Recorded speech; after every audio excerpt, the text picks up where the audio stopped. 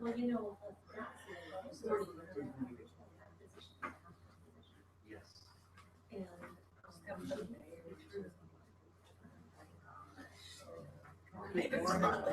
yeah, Wendy. Yeah, I thought that was you. So, yes. Next step.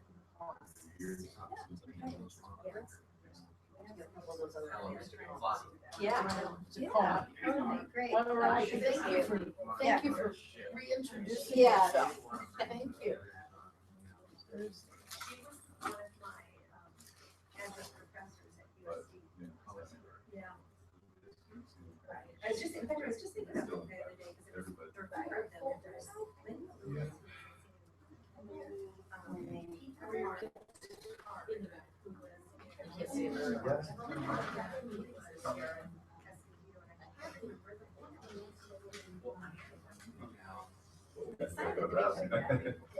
what's happened is something scary. Oh, Angie.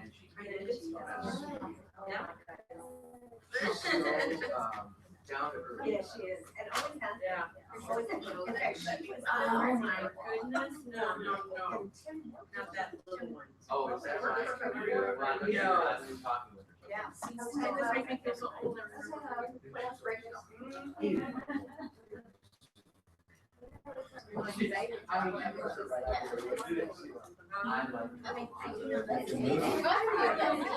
Yeah, it is beautiful. And we're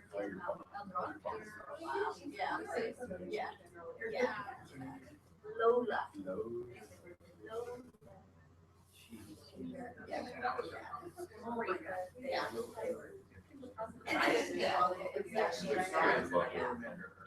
yeah. I'll see now.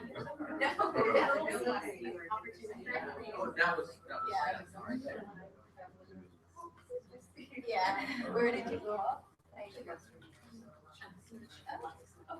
My daughter's in Ithaca right now. Well, she's actually, as my daughter said,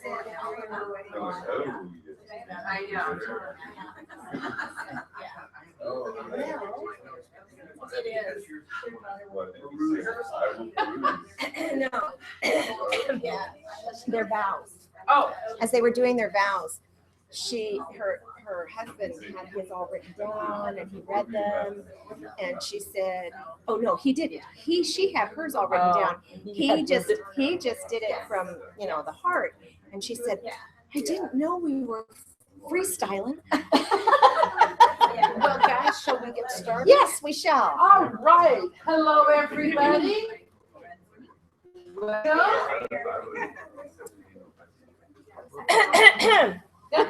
Welcome. Small but mighty group. We are a small but mighty group, and the people in this room probably know everything that we're going to say. So we encourage audience participation in all of this. Welcome. Did you want I was just going to say welcome. Welcome. And I'm going to turn the floor over to our pastor, Joe. Yes. Well, This is the corporate. Joe, we're online. So People are talking to us, I think. are people talking to have us? way of Saying knowing who is online with us at any given time. I don't know. We lost our tech person. He'll be back. Well, okay, so until he comes. We'll do introductions at the next step. Okay. So, good morning. This, one more time, is SEACO Procedures, Operations, and Director's Tips. So this time, what we thought we would do is cover just a couple of different things. For the SEACO Procedures, we're going to talk about the July meeting. And hopefully everyone will come, at least the people that are in this room. In Operations, we're going to talk about public request acts and how to handle those and what to do with those. And director's tips, we're going to talk about planning for next year if you haven't done so already, and maybe some ways to organize that. So we're going to let Dennis start this morning. Go for it, Thank Dennis. you. Thank you, Carolyn. What we want to talk about at this time is the July meeting, which is going to be at the Orange County Department of Education. It will be on July 16th and 17th. That's a Thursday and a Friday. And originally in planning those meetings, the intent was to plan the meetings so many people could get away and maybe come down and have some vacation time in Orange County. We still have Disneyland and Knott's Berry Farm, and we have the beaches and all that kind of stuff. So it was that was the intent, but it has grown beyond that. And the reason for the meeting is to set the stage for the coming meetings in the year. And basically what we would ask everyone to do, and hopefully that you will be in attendance, is we're going to try and get some ideas from you today and over the weeks about what kinds of themes that we wanted to develop for our meetings for next year, starting in September. Once we get that information about themes, we can get some direction in terms of the kinds of speakers that we can bring in. And many of them, as you well know, need to have some lead time in order to get them at the meetings. So that's going to be critical. So if we can get those ideas from you, and we'll try and get some kind of a survey out between now and the 1st of July to get some ideas for themes so we can come up with some speakers. We're also going to have a bit of an agenda in that we can get some information on. We're going to talk about preschool, the new preschool organization that's going to be forming with CDE. So we'll have that as a presenter. We may also talk about some of our opportunities for challenging leadership training that we might be able to garner over the next year, which has been real beneficial to our folks in Orange County. So we're real excited about that. And I think the important thing, though, is that we can set the themes, and we might want to take a look at the future in terms of what's going to be happening. Right now, we're in the midst of our LCAPs, and then what's going to be happening. After we've had 1 year of the local control funding formula, how is it affecting our special education programs fiscally? And there are continue to be some concerns fiscally for what we're doing in terms of the way they've shifted the dollars and how we can get those dollars to continue to run our programs the way that we are. So that may be something we want to address. I know the superintendents are concerned about LCAP. And I think as we move into the LCAP era, I think special education is not going to be out there. They're going to be pulling it in as one of the priority areas. They're only addressing EL, the free and reduced, and foster youth. I think we need to have a piece of that. So I'm thinking that's going to be something that we need to kind of lobby for in our county offices. So we can kind of set the direction at this meeting in July. It gives everybody the opportunity to do some networking and do some planning. And we really, I think for the last 4 years, or 5 years, that we worked really hard in putting those themes together. And that's what basically creates the agenda that you have before you today, so that we can move in that direction. So are there any questions? How many of you have attended a July meeting? Yeah. Good. And I would encourage everybody to, this is my mark for the day. I ain't got nothing else to say. The rest of it. So I had to pretend like I'm just useful. This is the freestyle. Yeah, the difference for those of you who have not attended it, the difference is where there's presentations at all of our other meetings. In July, it's really kind of a mini work group in that we are doing all of the planning, all of the discussion. We go over, what were our goals that we set would be now for the 14-15 year. Did we hit those targets? Setting our goals for the following year, which will be 15-16. No, yes. 15-16. So confused. Just want this year to be over with so badly. Be careful what you wish Yeah, for. there you go. You're right, Luna. And then in the past, we have tried to align our themes with what SBSOC has done.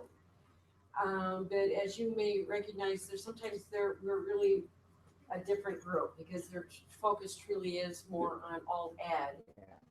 So, sometimes They've kind of we can align abandoned those. their summer meeting. They used to Yeah. have it the week before we had ours. Yeah. So we could come to, and I mean, they had a major turnout when I first started. Yeah. And they've kind of abandoned that. So they'll have some themes and they'll have some goals and we'll try to tag onto them, but it's not like it used to be. Right.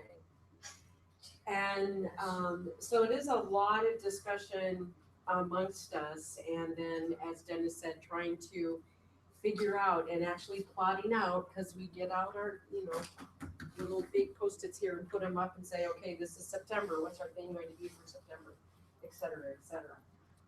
So we, as Dennis said, be thinking about what is really important. And our office will send out some locations for hotels and things like that in the area that those of you that are going to attend might be interested in.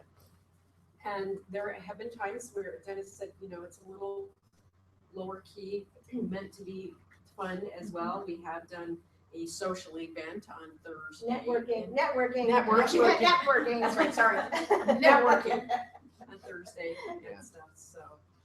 There's a lot going on. It gets a lot, we actually get a lot of work done, Yeah. I think. And some of the conversations that we've had in the past, if you haven't been there, like a couple of years ago, it was, where do we have these meetings? When Sacramento office was becoming kind of a challenge for all of us to get there, we thought about where do we need to go? And so those are the types of, it's more of a conversation than it is about presentation. So if there are things that, and we're going to leave this up here, but if there are things that we need to have as a topic of a conversation, then put that up there and let's talk about what that might look like. One kind of piggybacking on what you're talking about with the LCAP, it might behoove us to really look at, I'm struggling with, if as LCAP comes forward and we become a part of that, how does that interface with the indicators? So we might want to think about, in trying to plan for that, how do we pull those two together? Because it's extremely frustrating for me to have information living in silos. Is there a way that if we can influence the special ed information that goes into the LCAP, how do we align it? So maybe we need to take a look more deeply at those indicators and how that could be embedded if we have the opportunity into the LCAP. Just a thought. Okay. Any questions? Again, we'll try and send out a little bit of a survey, and then we'll also have our office send out some residents information where you can. Just out of this group, how many are planning to go to the July meeting? All right. Can you say the date? 16th and 17th of July. It's a Thursday and a Friday. And it is very casual. Just be very casual, very comfortable. And we've done some activities. We've gone to Laguna Playhouse once, and some other. We had dinner at twice. Medieval Times. Yes, The We, last we one. networked at Medieval Times. That's right. right, network. And for those of you that like to shop, there's South Coast Plaza and there's Fashion Island. Those are nice attractions in our area. They're miles apart, just miles, a few miles apart. A few miles apart and a few little traffic Challenge. They have shuttles to all those places. Any other questions about? Let's do that. Any other questions about the July meeting? Again, we really encourage you to come because it's much more fun than us just talking to each other. So the next piece here, I apologize, I made this really small, but I'm really just actually testing all of your eyesight.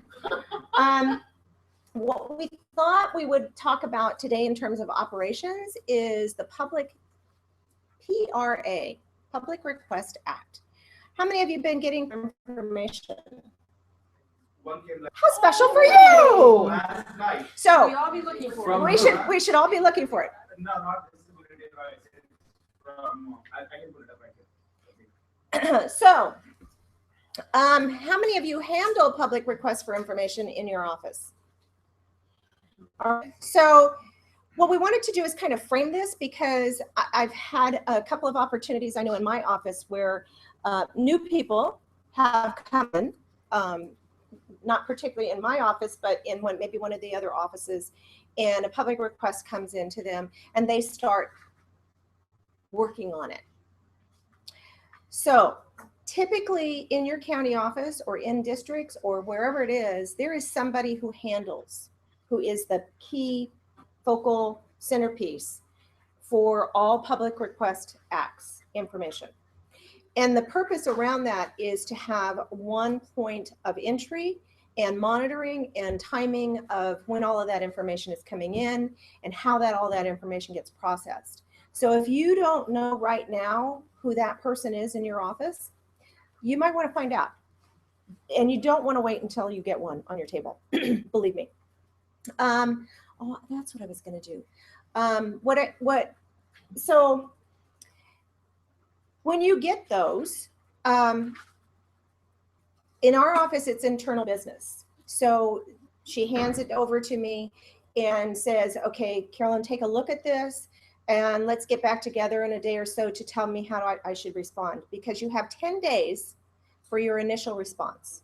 And typically the template that goes out in 10 days is we have received, and we wait until the 10th day, don't send it out sooner, the 10th day to say, we have received your request and we are looking in to see what information that we have. And then essentially you're asking for an extension to respond, because otherwise, if you don't do that, you have to comply and give them whatever you have in 10 days. You don't want to do that. You really want to be thoughtful about how that looks and that works. So usually, yes, ma'am. This is my other job, to ask questions. Yes. Typically, what kind of information are they looking for? Well, it depends. The ones that we have going on right now, I've kind of listed the ones that we've been dealing with are with JCCS, and a lot of that has been on that side, a lot of EL stuff, how many kids are being served, who's serving them, what are the qualifications of the people serving them. For JCCS, they're looking at a lot about, there seems to be a focus on kids who are in isolation, and are those kids getting services? And how are you documenting? So then there's another one. Yes. So yesterday it came to us from public advocates. Yes. For some reason it's only 2 pages long. The last one was like 75 pages. Yes. Yeah. So yeah, I was wondering if you want, I can forward it to you, or I don't know. Can I read it? It's like yeah, please. 1 page long. Yeah. Documents identifying the number of and describing the job responsibilities of staff members employed by a county SELPA to monitor charter SELPA, to monitor charter school members compliance with IDEA. Number 2, documents describing procedures used by county charter SELPA, if any, to perform on-site visits, and our program reviews of member schools to monitor their compliance with IDEA. Ooh. Number 3, documents constituting or describing calendars listing the dates which county charter SELPA staff conducted on-site visits, Ooh. if any, to member charter schools to monitor compliance with IDEA. Documents produced in connection with or as a result of on-site visits, or program reviews of member charter schools by the SELPA with respect to IDEA. Documents describing or discussing the percentage of children enrolled in LA County Charter SELPA member schools who receive special education evaluations within 60 days of receipt of parental consent for such evaluations as required under code. Wow.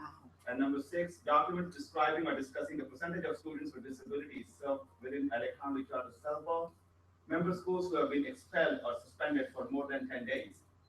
For each of our requests, please limit any response or documents created after January 1, 2010. Our SELPA was not in existence at that point. Wow. And So, 10 days. so just hearing that. And this is the one of the shorter ones we have. Oh yeah. You can still ask for an extension. Yeah. Yeah. On the 10th day. Just hearing that though, I would probably guess that any other SELPA charters are going to be getting the same request. So I would anticipate High Desert, I would anticipate El Dorado, I would anticipate, so, you know, when we send out information in the listserv about, hey, did you guys get this? What is this? Sometimes it's not as much about the fact that you got it, it's about as much of us getting a heads up of what's going on. Because it really those kind of things tell you what's forecasting in the future. Mhm. So be aware. You might not get it, but be aware of what they're asking for, because that will likely not just affect you, but it could reflect eventually. Here's my prediction, and I'm actually a pretty good Karnak. Is that what it will get into? The next questions will be about the authorizers. Aha. Those- Who's authorizing the charter? What do you drive? No, Or this- Who's the on the charter? the charter. who's the questions for the charter authorizer and how that is overlaying, because right now what they're looking at is you might be authorized by one district, but your SELPA is with the charter SELPA. So the next, I'm anticipating that the next layer of questions will be around what's the role of the authorizer? How frequently have they been out doing their monitoring? So just be waiting for it. The JCCS special ed one is another one that I think a lot of us have received.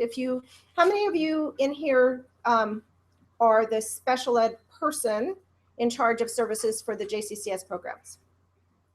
Okay, good. You know what I'd like to do is, since a lot of us don't have that role and responsibility, I'm thinking, based especially on this new request, that it might be good for us to get like a list of everybody, and so that we kind of form a little discussion group to anticipate. So let's think about doing that. When I get well, let me go through. So the other one is that probation received a public request for information that was very, very similar to our special ed one. So if you haven't done so already, have a conversation with them, because sit down and look at that. What are the similarities? Trying to figure out what are they after? What are they trying to figure out? The other thing that's really important when you get the request for information, I know that I've had some discussions with some of my colleagues that in here that there are different definitions of what's a public request document. And so remember I said you need to get to whoever is the key person in your office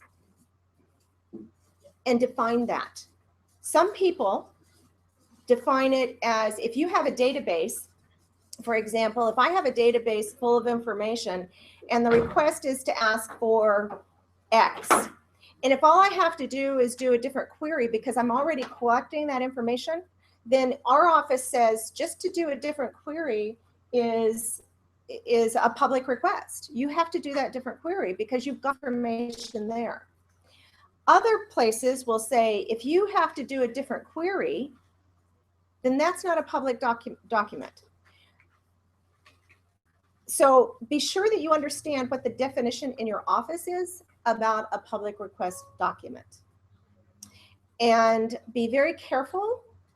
I'm always very careful about not overthinking the information that they're asking for. You give them what they're asking for.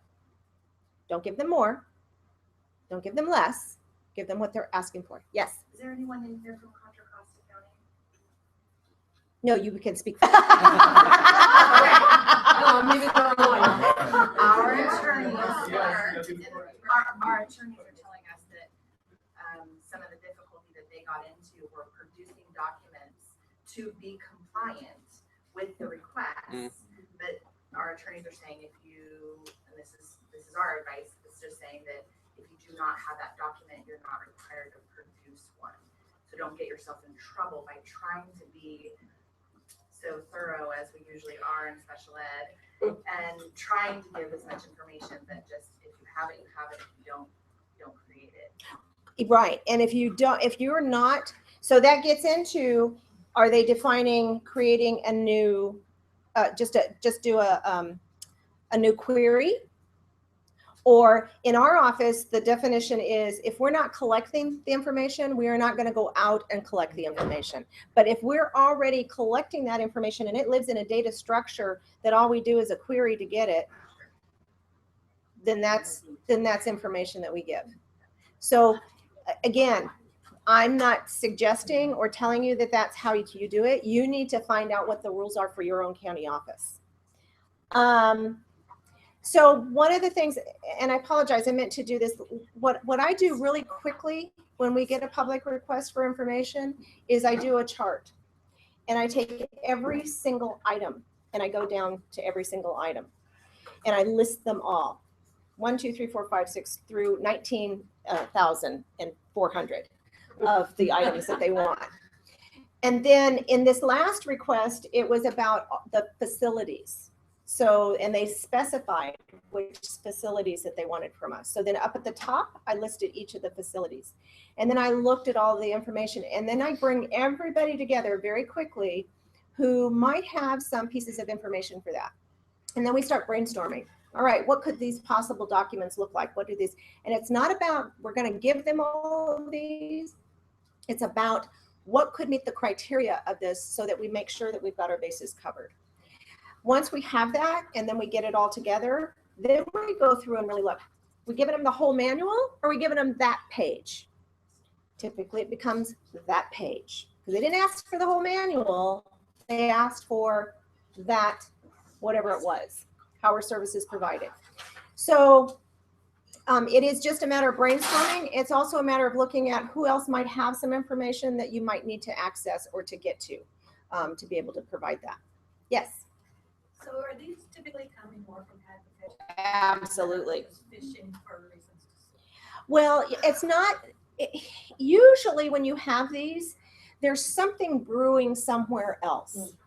So I know in the one from the JCCS special ed and the probation, we were kind of trying to figure out, okay, what are they after? Because a lot of the questions that they asked were very similar to the public request for information that we got in 2007. Very similar questions. And what happened after that was that we ended up, that it was the issue up at the state, that the state was being sued because they had never come into the juvenile facilities to monitor, to do their reviews.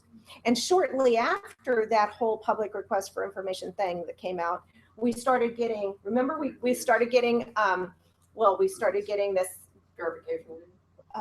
Let's see, the public request came out in July or October. And then it was about 3 months later that we had to get the information.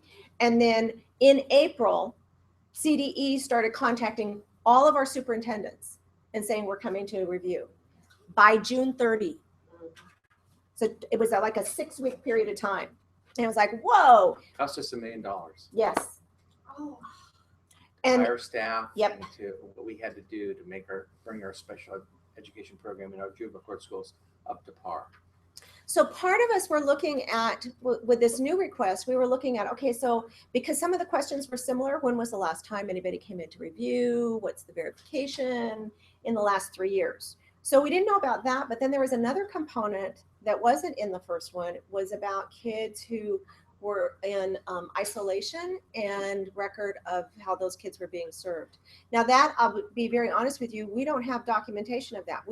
Because what we do is we schedule kids by units.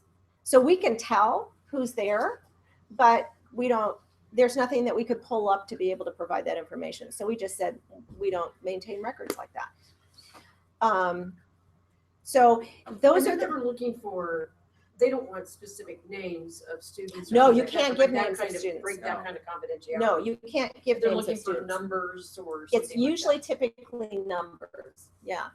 So in a lot of requests in other places, even if we haven't gotten a good idea. of what Oh, our policy- absolutely. In fact, this might be a conversation that we might want to bring up every time when we're here. Who's gotten a new public request for information? Because I wouldn't have gotten that one. Right. But I know now what I'm going to be looking for. And, because a lot of the kids in San Diego, we have a lot of kids, charters that are part of the El Dorado SELPA.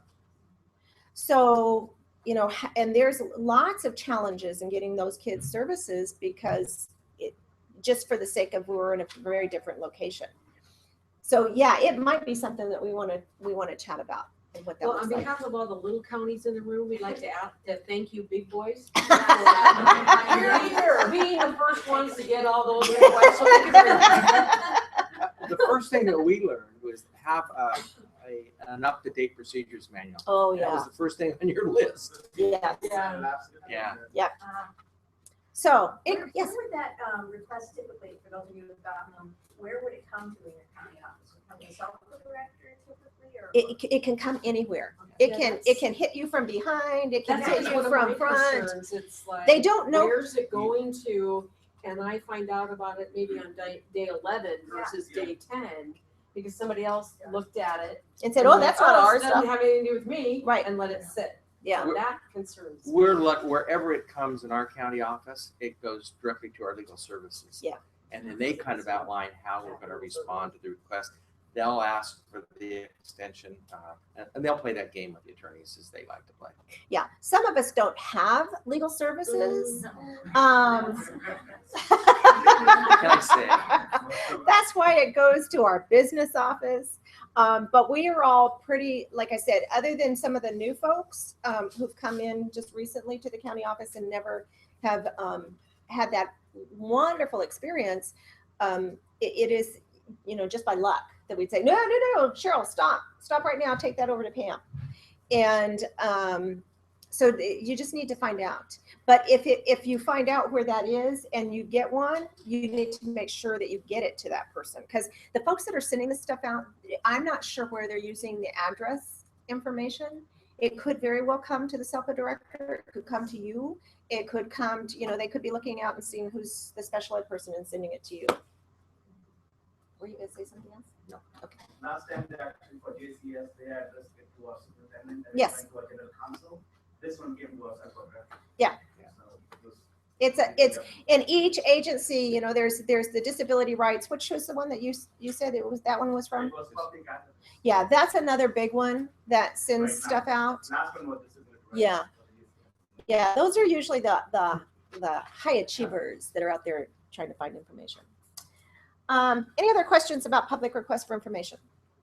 So if you, like in your policy, it's to not give out the public information if you haven't already collected the data. Mhm. Could then have anybody had experience with something coming back and saying, well, you should have collected that? No, what they don't, but what they might do is they might change their request. Frequently we see that. They've asked for something and, we don't give them an alternative to that. We just say, we don't have it. Sucks to be you. Sometimes it sucks to be me, but half the time it sucks to be you. Yeah. But what we do find is that frequently what they'll do is they will send a new request and word it differently.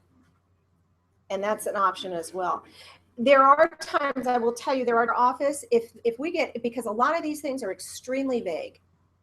They're really throwing it up against the wall and see what'll stick. And what they're seeing is, how did you interpret it and how are you answering it? Don't do that. If you are not clear, either we don't have those records, or those are not a public request maintained record, or the person I know from our office and our business office, they will call the person and say, what the hell is it that you really wanted?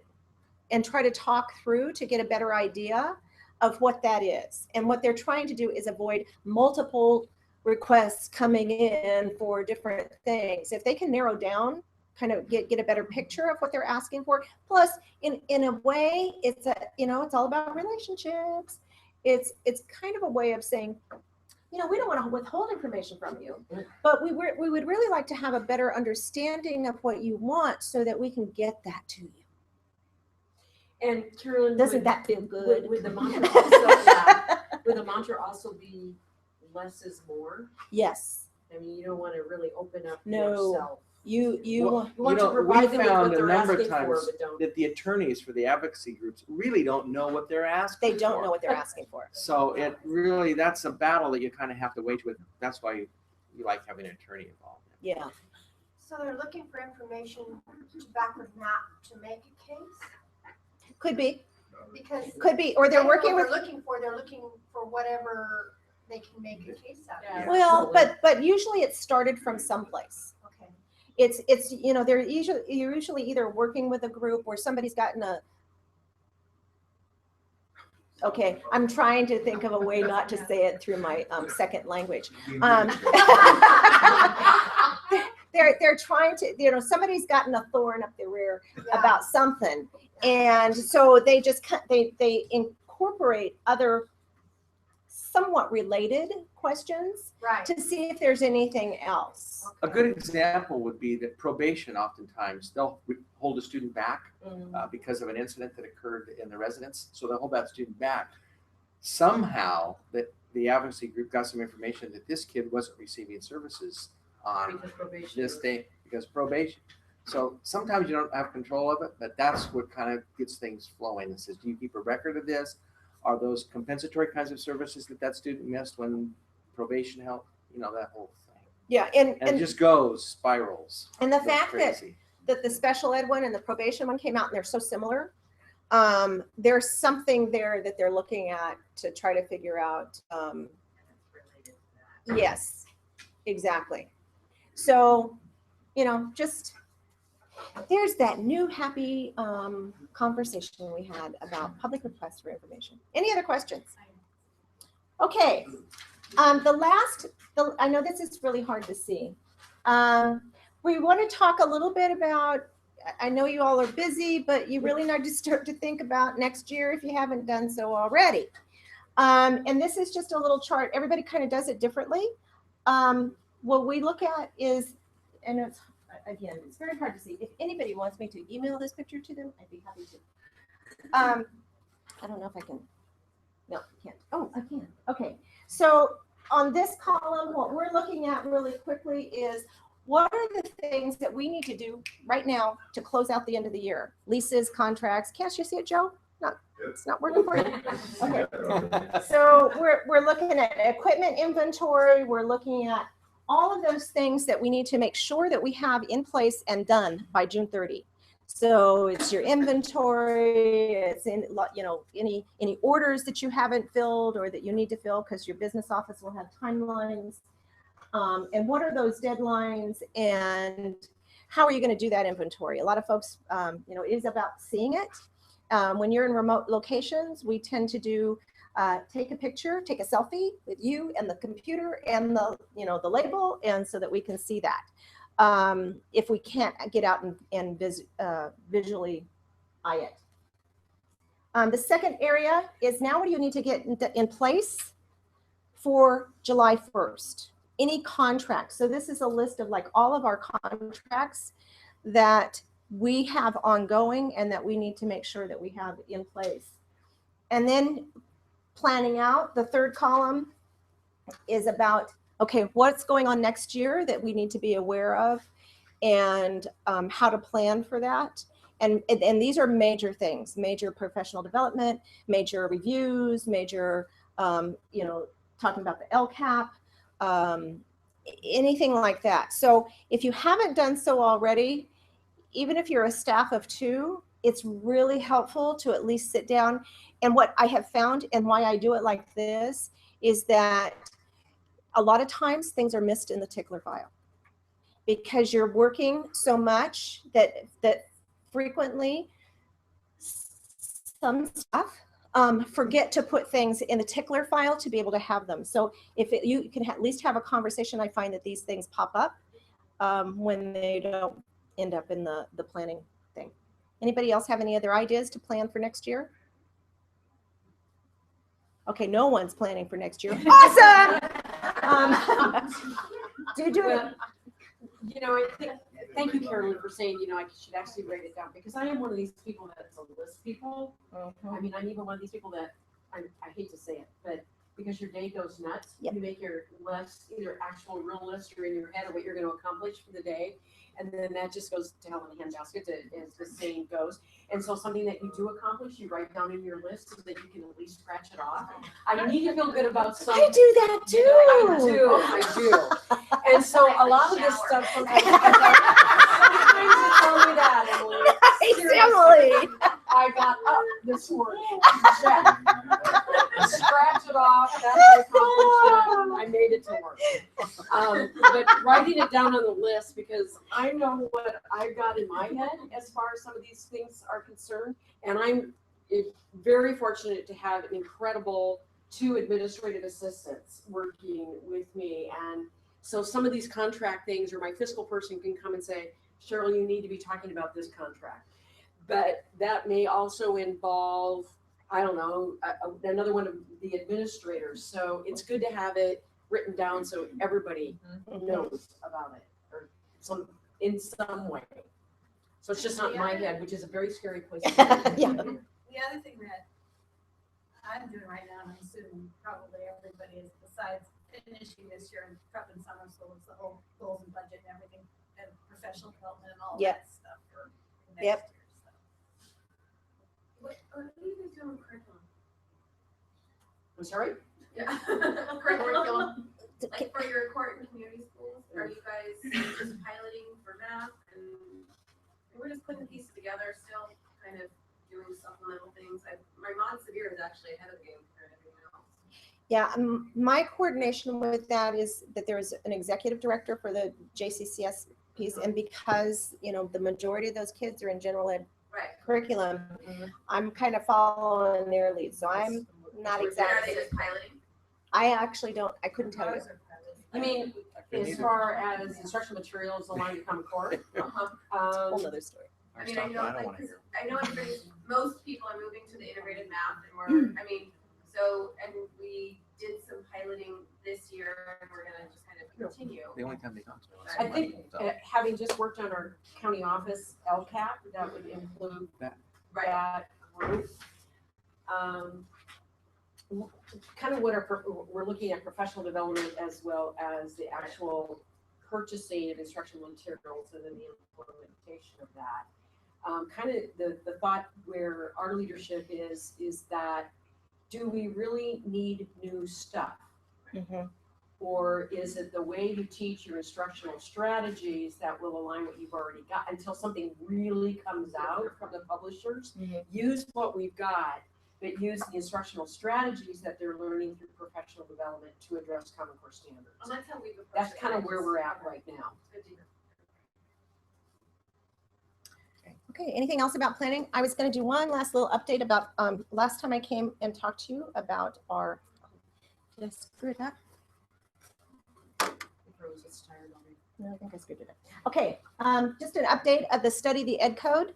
So we had our first 2 meetings, and I think it was like 17 people participate. It was really good, because here's what happened, and I had no clue about this. 3 of the folks are special ed directors who don't have a special ed credential. Know nothing about special ed. Nothing. Collective gasp. So of those folks, it was very powerful. It was a very powerful message. And I'm going to change it up next year. We're going to do it monthly for 2 hours. I'm going to take a different for that group. If we were going to do it here, I'd probably do it the way that I had originally started to do it with our folks, just going through each section one by one. The way that we're going to change it up is I'm going to do it like a series with a topic. So for example, one will be charter schools. One might be, I can't think of anything else. IEP information, discipline or whatever. And here's why. We got to talking about independent study, and I know that a section of independent study is not covered in the special ed section. It's covered over in the education, elementary and secondary education language. So we're changing it to be able to say, okay, this is the topic, and then I'm going to pull all the components of Ed Code, not just from special ed, but from any part of the education code that is related to that. So people get a broader understanding and not having, that was what we were doing. We were doing a lot of going back and forth trying to figure out where information was. And so we're going to give that a shot because I think it'll, and that was input from the folks that are attending, that might help them a little bit better. Because like I said, when I realized that 3 or 4 of these people had no background in special ed, it was very powerful. The part that they really liked when they reviewed it was the fact that when they talk about the audio, so the audio recording of IEPs, and they said, well, this doesn't say anything about video. Yeah, no, it doesn't. That's why it's real. Understand what's in code. Video is not in code. Audio is. And what I saw from them is it empowered them knowing what the language actually is instead of making crap up. Because one of my directors said, oh my God, I'm trying to do things and I'm trying to be nice. And, it's just getting me in trouble. And I said, yeah, you got to look here. The one interesting thing was that one of the people, because I put it out on our website, we had a parent attorney come. And I didn't say she couldn't. I made sure that everybody knew that she was in the room. But she was wonderful. And she actually really appreciated the fact that we were doing this because so many people don't know what ed code says. But it was lightning, and I probably wouldn't do it a different way. I'd probably go ahead and let anybody in the community who wanted to come and do it, because we're not, talking about anything that's questionable or anything that needs to be in the cone of silence. Any questions? Yes. Which group did you focus to invite? Directors, special ed Anybody. to the district? Anybody. I opened it up to anybody who wanted to come. Any other questions? Okay, that's it. I want you to notice that we have the logo now on our presentation. It's an interesting logo. Yeah. Now, what is that? Hell, that's California, and that's the little fire thing. Okay. I thought it was It's not our Azalea. It's our logo. Oh. Now, you guys would not know that I was an art minor in college. Thanks, everybody. Carolyn, thank you. Hey, it's Dennis, Carolyn, Cheryl. Always greatly appreciated. A great way for us to start out the morning. Want to welcome everybody to the May SEACO meeting.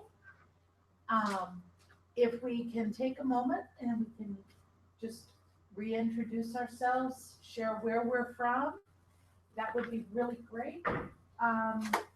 Based on presentation this morning, talking about things you have to wrap up this year versus getting ready for next year.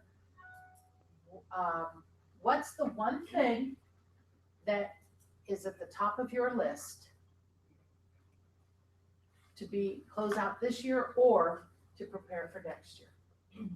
So, and I'll go with that. I'm Lorna Gilbert with San Benito County Office of Education. And for me, the number one thing on my list is the hiring of a special education coordinator, so I'm no longer alone. I'm Director Rob from Santa Cruz. Oh man, what a drive. Anyway, and I have actually not too much to complain about. So what I'm looking for is we've had a lot of hiring.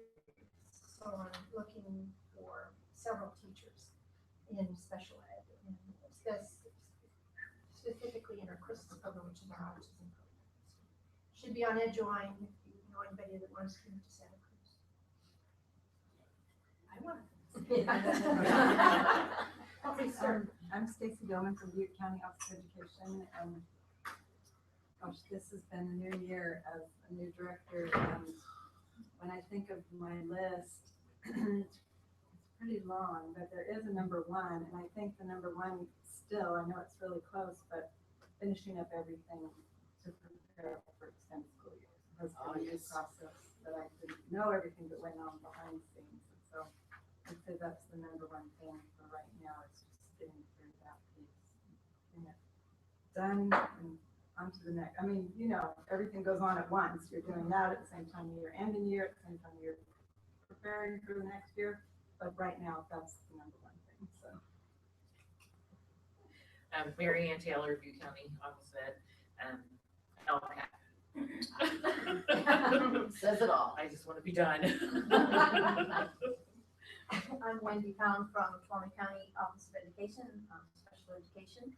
And number one on our minds right now is staffing. How are we going to staff next year? Who's going to be? Are we bringing people up? Are we going to need to hire?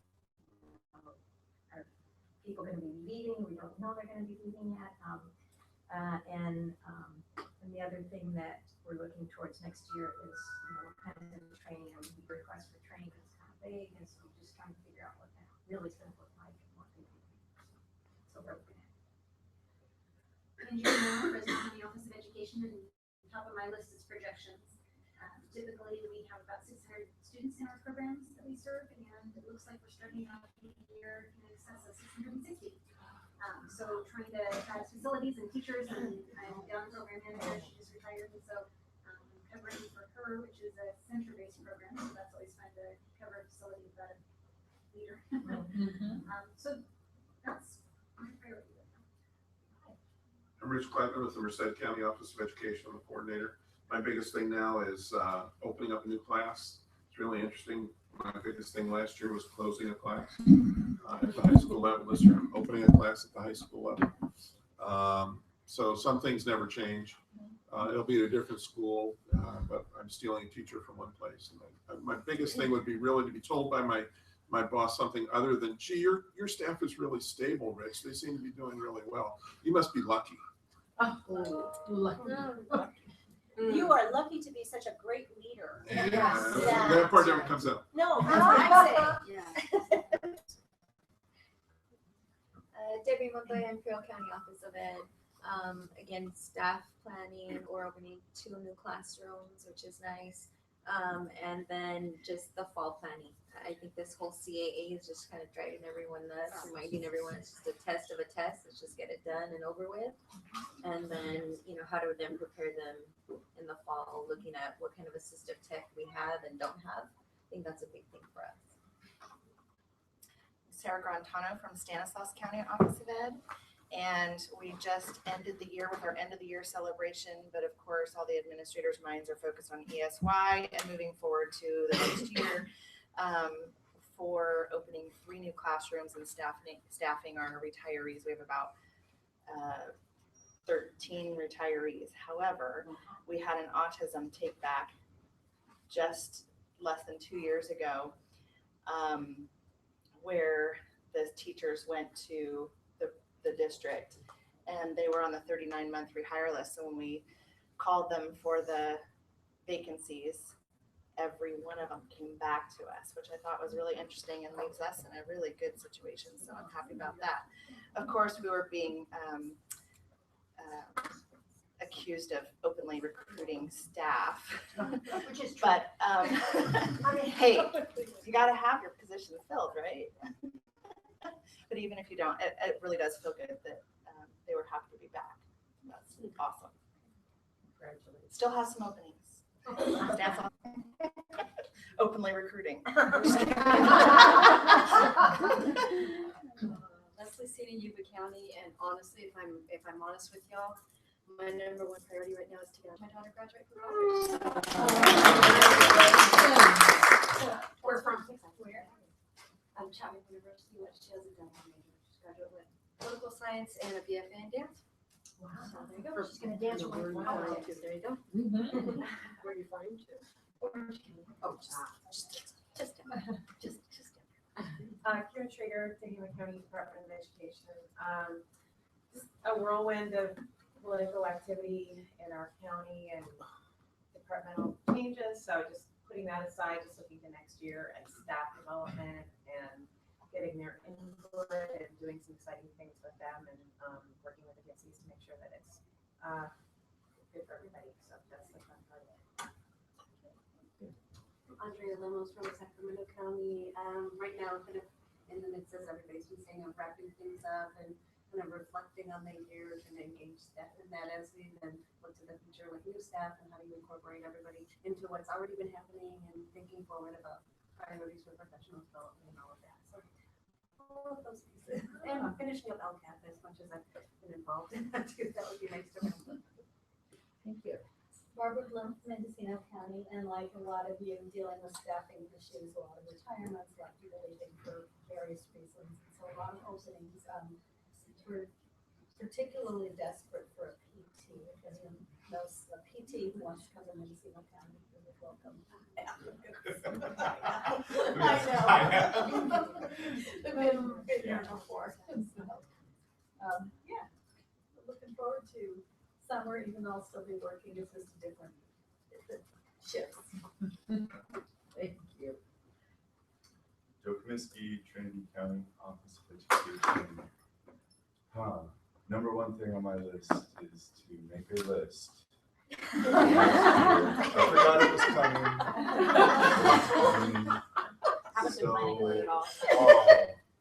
Yeah, I'm gonna make a list so that I can cross some things off. The first thing is make a list. No shower. I forgot to shower. I'll shower, then I'll make a list. Okay, good. You're all set. Yeah. No, I'm joking, but I'm not, because I haven't made my list yet. I'm gonna make my list. Next year's coming pretty soon. Okay. Next. Emily Mostovoy, Ventura County Office of Ed. I need another principal, so we hired 2 and 1 more, so. Are those expansions or retirement? Well, the first one that we hired was because we did interns all year. So I finally filled that position. Then our schools for ED, I hired a new principal for that. That did not work out this year. And then I had another one, he wants to be CBO, or he has his larger, goals and wants to, and I had to sit him down. You need to expand. So he's going into gen ed, so he can get some more experience. So, so that will be another position. And then 7 classrooms. So we are hiring for that and busy. Sounds Good. very much. Yeah. Cheryl Moore, Madera County. I think staffing and as usual, those really difficult positions to fill. We've had some positions that have been open basically all year long. DHH, obviously, speech, some of those things, and it's weighing heavily. So anyway, yeah. Carolyn Noon, San Diego County.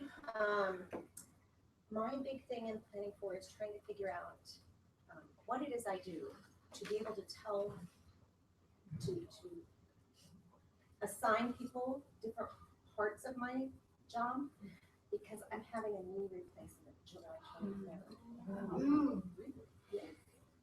So that's the first time I've actually said this out loud. I'm trying to deal with it. So much for the high heeled shoes, my friend. Oh, no. Oh, You don't understand. Anyway. It'll be okay. Our neighbor just had it yesterday. She's home today. Yeah, that's what I hear. Yeah, 2 on the same day, it was fine. Perfect. See, You so did? I'm planning My on, brother. I'm planning on being back to work in Speaking 2 now. weeks. Oh. And you're right. I'll land on my In heels. heels. Thank you, Jen. I'm Dennis Robertson, with the Orange County Department of Education, and I kind of take one day at a time. Right now, I'm thinking about a fiscal advisory meeting with all of our CBO, special ed directors next week, and to outline what we're going to be asking of them next year in terms of build back. And we're looking at replacing 2 principals, one over 50 years of experience on both of their live years of experience with our department. So that's going to be a tough one to fill. Our DHH principal, John Levy, is leaving, and we're worried about his replacement. And one of our other principals, John Wright, is leaving, and so I think we have some good candidates for his position, but the other is going to be a tough one to fill. So that's what we're working on right now. Okay, I don't want you talking to Diana. All right, just say it. I'm John Laughlin from Sonoma County, and I had a lot of extra time because I gave up showering. Okay, we cut corners where we have to. Trying to figure out how to lose my cell phone in June and July because I'm going on a trip with my wife and my 2 girls to Glacier, Yellowstone, and the Grand Tetons for 3 weeks. Now, do you just want to temporarily lose it or forever? Just those 3 weeks. Okay. But RESY will be in full swing, so I'm trusting that my team will keep going. I'm Arjun Kushwaha. I'm from Lakewood, LA County, and I have 2 helpers, and we have a division of special ed which works with 3 other helpers. I should have 3 priorities, but as you say, men cannot multitask, but in my case, it's true. So for me, the overall thing is staffing. Basically, we are going through this process, and you all know HR does help with the process, but we really don't know how many staff we're going to have and where they'll be come July 1. So that's for me. And those of you who don't have a lot of code schools programs probably may not know, but we have a lot of compliance issues when working with probation, and CD is on top of us. So my thing is compliance for my code school self. Not a self all, but code schools for babies. So that's my focus. All right. And up here in the front, in charge of our technology. Rick Lust, I'm here with Lorna from San Benito County Office of Ed, but I am Director of Special Ed for Aromas San Juan Unified School District. And my fear since about 2 a.m. was that this wasn't going to work. So I haven't been able to go back to sleep since then. Seems like it's working. And do we have a way of knowing who is online? There are 2 people viewing somewhere out there in the World Wide Web. Do we know who they are? I can get that information for you guys here in just a second. Okay. And can they ask questions if they have questions? What I sent in the email was there is a way when you're on the system to be able to chat. But I said the best way, because I may not be sitting by the computer, is to text me, and I gave my number. So if there are any questions they would like asked, they can text me. I have not received a text yet. That's because we're so informative. There are no questions. Come on in. I'm sure that says you. Okay. Well, again, Chris, you can come sit over here. And Morning, Shiloh. Good morning, you're really early. So, and it looks like our speakers have arrived, so we want to thank you for being here. Let's take a quick look at the agenda, see if anyone has any questions. As a collaborative job in putting it together, thank you for all your hard work with this. Carolyn gives me all the content. No, it's team effort. It's definitely, but it takes a person orchestrating it, and we want to acknowledge and thank you for that. Very, very much appreciated. Okay, with that in mind, we have our first speaker. Okay, It's me. So I am Shiloh Duncan Vesriel. I am the database administrator for special education data for the California Department of Education. I think I only know one face in here, so that's good. I see Carolyn all the time. Just a regular face. But to everyone else, so basically what I do is I'm in charge of the infamous case miss data. So that's kind of what you are familiar with. That's what I do. So my team is in charge with collecting all special education student data for all disabilities in California, analyzing the data and reporting that data in several different functions. The most common one is that we do a report out to the federal government, report to what's called EdFacts. We also do a report out to the annual performance report. We also do all kinds of different analysis throughout the year. The data is kind of used for monitoring. It's used for VR selection. I guess if you've had a VR or no VR recently, the data is used for selecting. So basically we take all the districts and line them up based on their compliance and performance data and cut them up, the ones who don't meet the bar end up with a VR. So, or I think we're calling it a comprehensive review now. And, but what Leslie asked me to kind of come here and talk about is like what's going on with special education data and what's sort of the future of the data. There's been lots of whispers about how the data is going to function in the future, what's going to happen, what are some of the issues with the data.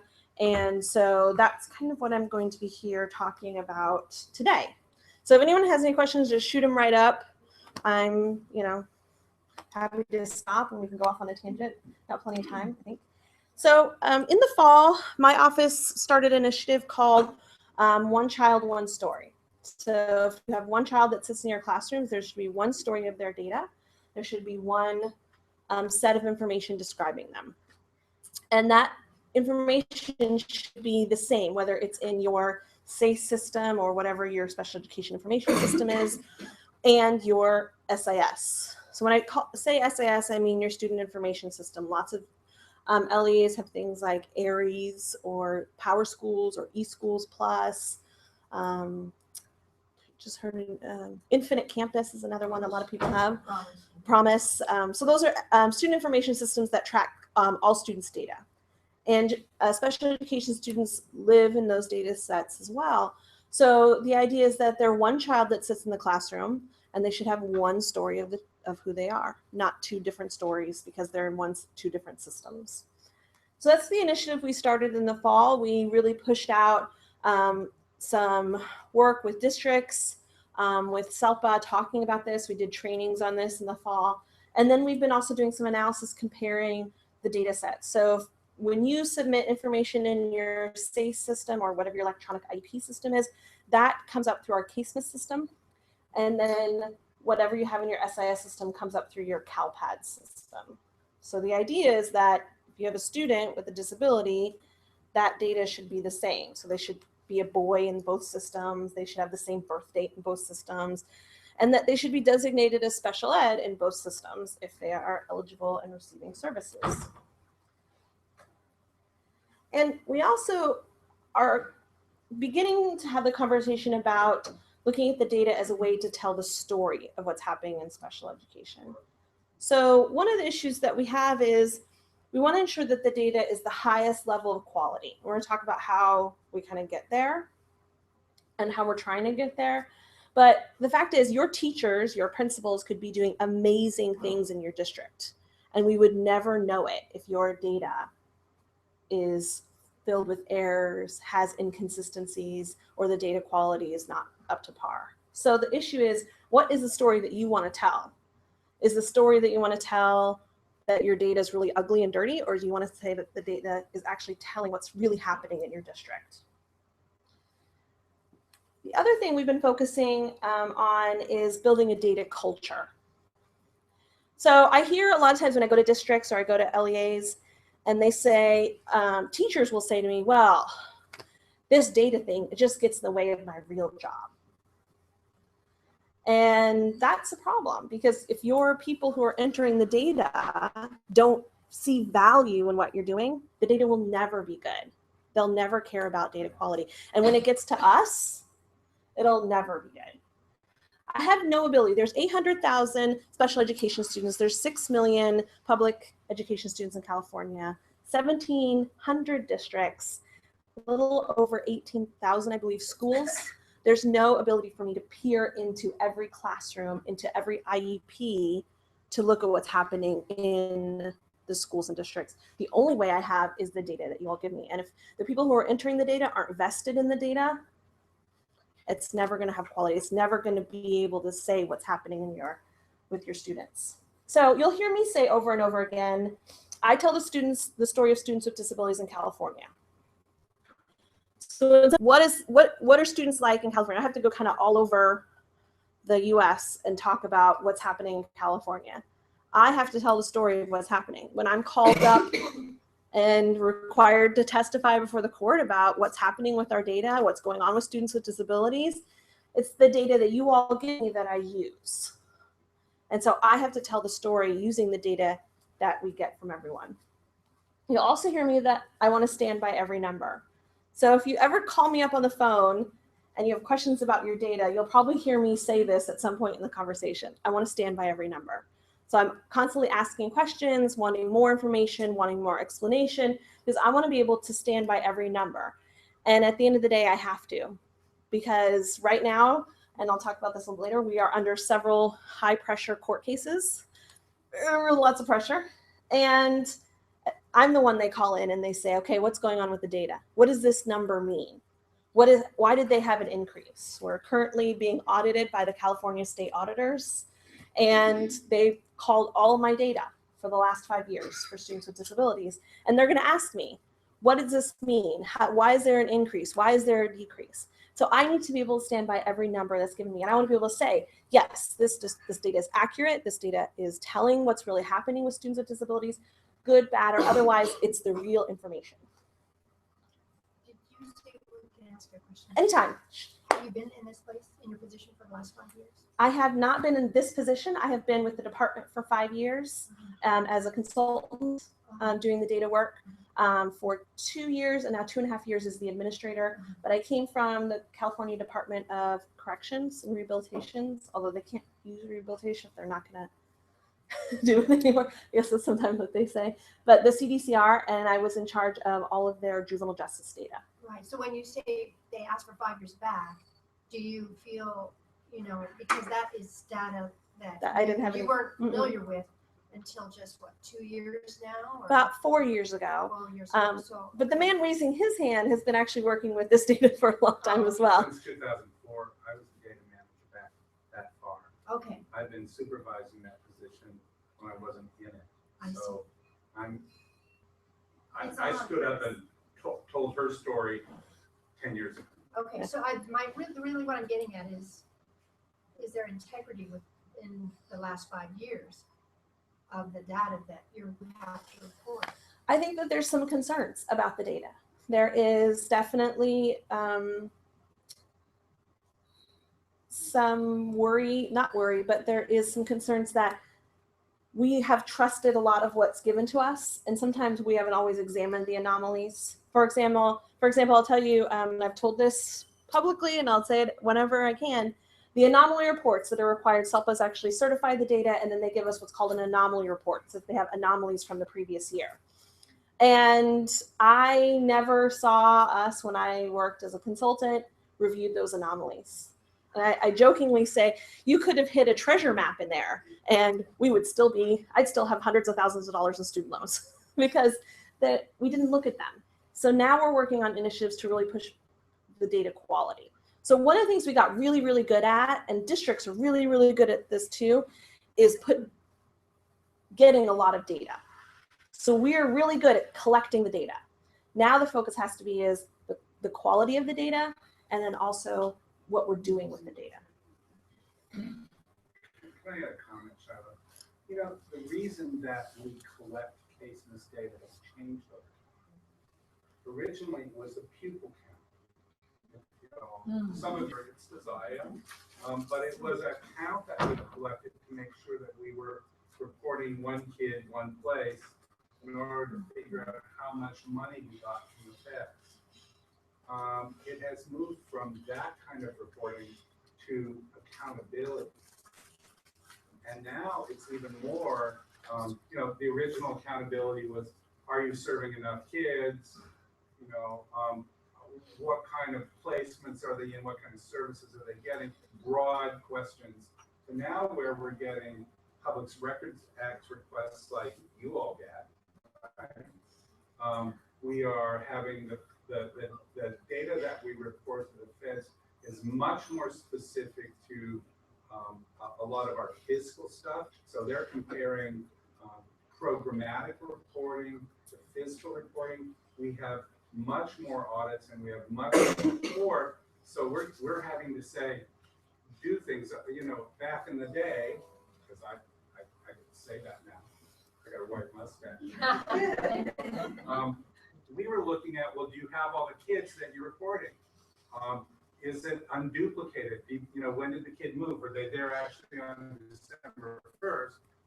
Now we have to figure out what was the change from year to year of this kind of kid with this kind of disability, and accurately report to the public and to the feds how many days of suspension, in-school suspension or out-of-school suspension, did this kid experience during the year when the kid changed 3 schools. You know, it's really a very different environment. And so it's just ratcheted up, and Shiloh's been tremendous at shepherding in the era of change. Thank you. It's always nice when somebody says that. So let's talk a little bit about why the valid and reliable data is important. So obviously it's the law. So I can point to, I think, several CFRs. I'm probably going to get them wrong, but 300, 618, 306, 43 that all talk about, you know, SCA is required to ensure that the LEA submit valid and reliable data. So it's all about valid and reliable data. But when I say, oh, you all will comply the law, but it doesn't really do anything for you, right?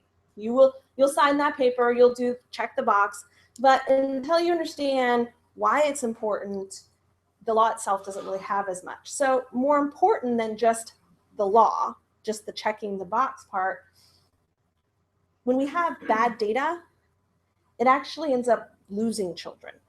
So children get lost. And I'll give you a really good example of this. So every year in December, we're required to identify an unduplicated count of students with disabilities. So we get the data from the SELPAs, and then we have all the time students who are duplicated. You know, Johnny was in this district, and then he moved to another district, but they're still reporting him in both districts. So we say, hey, who does Johnny belong to? And they come back and say, oh, no, Johnny belongs to District B here. You just drop him from District A. Well, if we don't hear back from the districts or the SELPAs about where that student belongs, we have no choice but to drop that student. So everything that happens with every piece of data on that student is dropped from the December data. And so the final data set includes none of his information. And this year we had to drop about 400 students because no one could tell us who that child belonged to. That's really painful for me personally, because I feel now that child, what if there's something in that data with that child that we are missing, that we can't tell? So at the end of the day, if the data is problematic, if the data has quality issues, if there's systemic issues with how the data is collected and reported, then we lose those children. And that's, in some ways, that's the bigger why. That's the why it's important to have valid and reliable data. You talked about valid data. What if we're collecting the wrong data? Like, graduation rate. So what we feel is the wrong data? What is inaccurate data? Like a student. Graduation rate is a binary 1-0. They either graduate at 18 or they don't. But the law says that we should be serving kids until 22. So all of those kids that I serve at 22 are automatically dropouts. They're not dropouts. They're just non-graduates in the view of the feds. So yes, absolutely. We absolutely agree that that is incorrect. We have been putting that forth to the board, the state board. We have wanted to report that differently. But you're right. The issue is the way that we have to calculate graduation rate for students with disabilities, for any of you who do not know, is that the day they enter 9th grade, they have 4 years to graduate with a regular diploma. That's one of the kickers. So no waivers, no exemptions. So if they don't get that in 4 years, they'll never be considered a graduate for accountability purposes. We find that extraordinarily frustrating. We totally agree with you that that is wrong. We've been advocating for quite a bit of time now that that is not the way to go.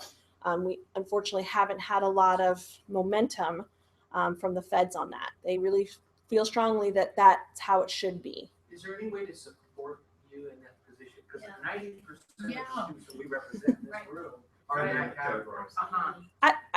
I would love, Chris probably would, he's going to raise his hand.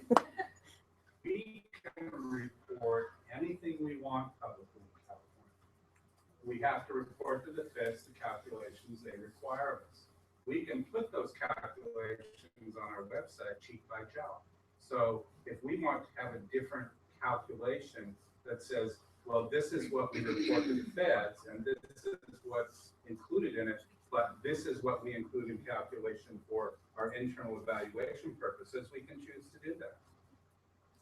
We can also, I mean, we're also welcome to look at that in terms of our graduation rates for, I mean, accountability, for monitoring. Yeah, in terms of the table D information, same sort of thing. What you know, Department of Rehab calculates as a job and what we calculate as employment may be two completely different things. We should be telling what the data means if we're putting it in it. For it to be valid, it should mean something. And yeah. The answer is yes. We should be reporting it both ways. Yes. Yeah. Right. This is what we really helpful for us, because we don't, you know, people get frustrated. They're like, oh, that doesn't, we don't like that data. But we haven't had a lot of like, oh, this is what we would love for you to do. So to hear this, that's really helpful for us going forward, because we are setting up, you know, we just started a new set of 6 years on our APR. So we can definitely. Understand, I mean, Brett's been here enough times that we know that you guys get hammered on both ends. Yeah. We sometimes. We want to be, you know, collaborative in this effort, but we also want to represent our students. No, in terms of where they really are. Yeah. And that's certainly, they're not dropouts. Yeah. So one of the things that you can do as a result of this is to have your organization write a letter requesting that we represent data publicly for certain kinds of things in certain ways. And then we have a formal, you know, kind of thing saying, we'd really like you to do this, then we can move forward with it. Or we can go to other stakeholder groups and say, so this is what they've recommended. What do you think? Absolutely. A formal And it gives us recommendation a is little bit helpful. more. If Shiloh and I stand up somewhere, they go, Yeah. you guys again? I mean, we've Fred has stood in front of the board. We've talked about it in front of AXI. Of course, we just haven't gotten any momentum out of that advocacy. But hearing from you all in a formal voice would be wonderful. Carolyn? I was gonna say, this is probably the group to come and talk to, because we're the ones serving those populations. Yeah. Where the SILPA directors really maybe aren't. By definition, they're only 1%, and that's not really all that significant comparatively to them. Yeah. If you're looking for every student. Yeah, no, we want to hear it. And so if we can get some formal recommendation from you, that would be really great. And that would help us move forward in front as we go forward this next upcoming 15-16 year. So I was seeing if there was questions on the thing, but I didn't see any. Any other questions before I move on? Okay. So one of the things that we've also been focusing on are about how LEAs are really good at collecting lots of data points. So you collect lots and lots of data on your students. Attendance is the perfect example. So you collect attendance every day. And then sometimes it sits in there. I mean, you do your ADA from it, but then what do you all do with it? What is the information that's pulled out of it? So districts and LEAs have gotten really, really good at shoving tons of data into their SIS systems. But what happens is we don't often know what we do with the data. And we can talk about what we do at CDE with the data. But a lot of times when I say, okay, what do you do with the data? What kind of, do you run analytics? Do you know, can you get reports about things that are happening in districts? And they're like, maybe, I think our system does that somewhere. But the idea is that we've gotten really good at putting the data in. Now we have to that's sort of like the next step. So for I think the last 10 years, we've been working on really getting the data into the systems. Now the next step is we've got the data in the systems. What do we do with it? And we can talk a little bit about the ways that we use the data. So we use it for federal reporting. We're required to every year send files up to the EDFACS, which is not that exciting.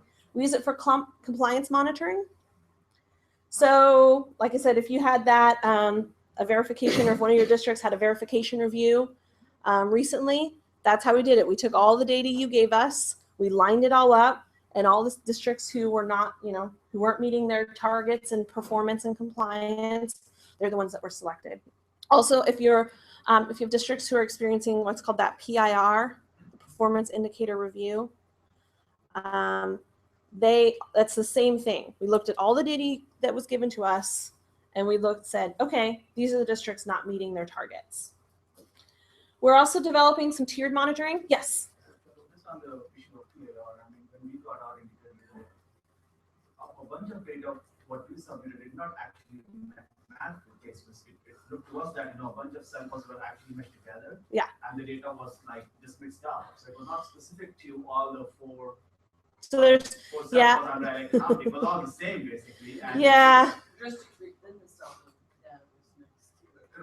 Okay, so it was at that point, Yeah. you know how to read it? LACO was a little bit, so we've sent out new data to LACO, to the SELPAs, because we've cut it up by SELPA to see if that, but we've been working with the SELPA directors there to try and clean some of that up. I know we worked with Jim Anderson and Ray Guillaume and Michael Jason. And so we tried to send them new data to see if it would sort of even it out. San Diego has that same issue. The thing that they did in San Diego is one SELPA said, I'll take all of San Diego County's data. That's how they did it. Riverside also has that same issue because they have the county office of ed is the administrative unit for like 4 SELPAs. So when that happens, it sort of gets mixed up. So what we're working with LA is to create a SELPA district value so we can attach those students to the correct SELPA. So, like for us, I mean, everything from Jim's desk comes down to me. So yeah. Basically from 1901 and 1901 we just separated that. Yes. Ray and Michael Jason. Mm-hmm. That's what we've done now. So please take, so if you leave your information with me afterwards, I can definitely get that information to you. Take a look at it and then let us know if that's going to work for you. We haven't heard back from them as if it's not going to work for them, but it just went out last week. So yeah, maybe still. Yeah. Yeah. So some LA County and San Diego and Riverside have that issue. So we're hopefully figuring it out. But we're also developing some tiered monitoring. So monitoring based on looking at all the districts, looking at some of the districts who need more help, and looking at our most severe districts as needing a lot of help. And that is all based on data. Assessment accountability. One of the things I really try and hammer home as much as possible is if you have a student information system, you have to get that in your student information system for your students with disabilities, because all of your assessment accountability is based off of your CalPADS or your SIS data. So if you don't have a student flagged as special ed in your SIS system, they're not being reported as a student with a disability for assessments. It's really key. They're also, when they sit down to take the assessment, they are also not getting their accommodations. We've had several districts in which students have sat down to take the test. They didn't have their accommodations because they weren't marked as a student with a disability. And then they went ahead and took the test because they didn't know, like they're a 3rd grader. So they're just like, okay, I'll take this test. But they didn't realize they could have had accommodations to help make their scores better in terms of what they needed for their IEP. We also use the data for public reporting. And when I say other stuff, that's usually like our litigation, our PRAs, that kind of stuff. Anytime somebody asks a question about a student with disabilities in our department, it usually comes to me. And so how many kids are, how many students with disabilities are in Los Angeles? How many students with disabilities are in San Diego? We get those kinds of questions regularly. So we use the data for that. But without good quality data, all the work that we're doing to monitor, to provide tiered assistance doesn't really mean a whole lot. It's just like that garbage in, garbage out kind of thing.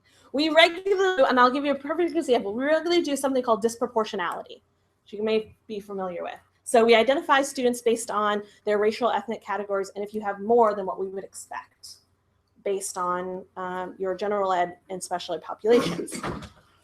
Every year we do disproportionality. I have a district that says, wait, no, that's wrong. My multi-ethnics are not this, or I have too many Hispanics, or wait a second, my African-American population, that doesn't look right every single year. So we always have these things. And so a district gets caught up in disproportionality or potentially significant disproportionality, where over 4 years, they just never noticed they had too many multi-ethnic students. And then they're at a situation where 15% of their IDEA funds are getting ready to be frozen and used for something else. And they're going, wait, it's a data problem. It's a data problem. And so these are situations where districts can really tell the wrong story about what's happening in their district, and it can have really negative effects on them. Talk about that one? Sure. Okay, because I think it kind of goes to actually the dropout rate issue too.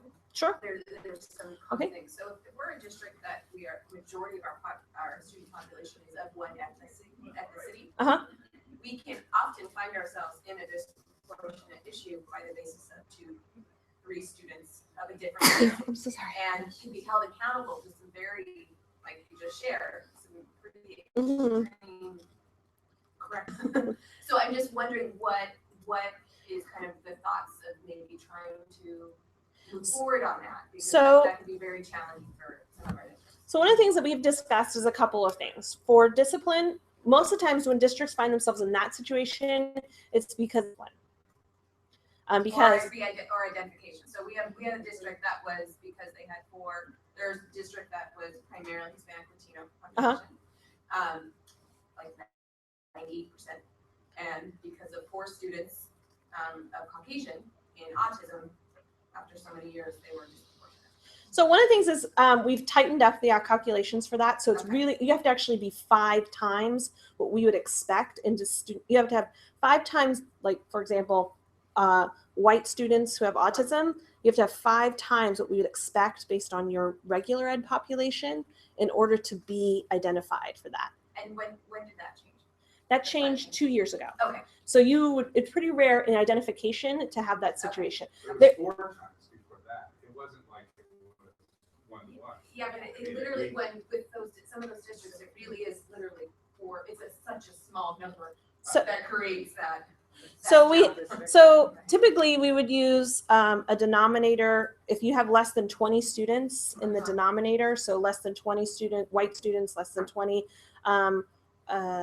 white students who have a disability, then you wouldn't be caught up in that, because that's right. I'm thinking more of if we had 4 less, then we would have been. There's lots of situations where it's just one student that gets them over that 5 times. Exactly. You have to remember it's 5 times what we'd expect. The best way I describe disproportionality is this way. We do 2 calculations, an E formula and an alternate risk ratio. The E formula basically sets a speed limit, if you will. So it compares the students that you have in general ed, so how many white students you have, how many Hispanic students you have, and compares them to how many you have in special ed, and sets a limit on how many you should have. So if you have greater than that limit, then you're out in that calculation. We also use something called the alternate risk ratio. And that's like driving faster than all the other cars on the road. So we look at all the students in the state who have that disability and their race and ethnic makeup. And we look at how fast that district is going. How many more students do they have than what's happening in the rest of the state? So you have to be, so I call it, if you're disproportionate, you have to be the little red Ferrari. You have to be going way faster than all the other cars on the road, and you have to be blowing the speed limit by 5 times. And then, so can you share a little bit more? You were talking about suspensions then? There is situations where it's just a few students. We did cut it down to where it is 1. If you have 1 student, like you just suspended 1 student for greater than 10 days, then you wouldn't be caught up in the disproportionality. We changed that a couple of years ago. So now you have to have done it to at least 2 students. But what happens is you have those smaller populations that can happen where, if you have 2 out of 20, it's 10%. So that can happen. But it is students who are suspended or expelled for 10 days or greater.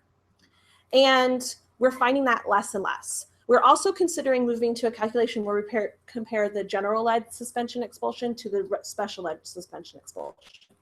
The issue why we haven't done that in the past is because we didn't have general ed suspension expulsion data until about 2 years ago. So we need actually 4 years of data to be able to do that. Well, and then we also, to go back to your first slide, we want to make sure the data is really clean, particularly on suspension and expulsions, before we go that route. Yeah, exactly. Okay. Which is one of the things that we've been working on throughout out of my office recently.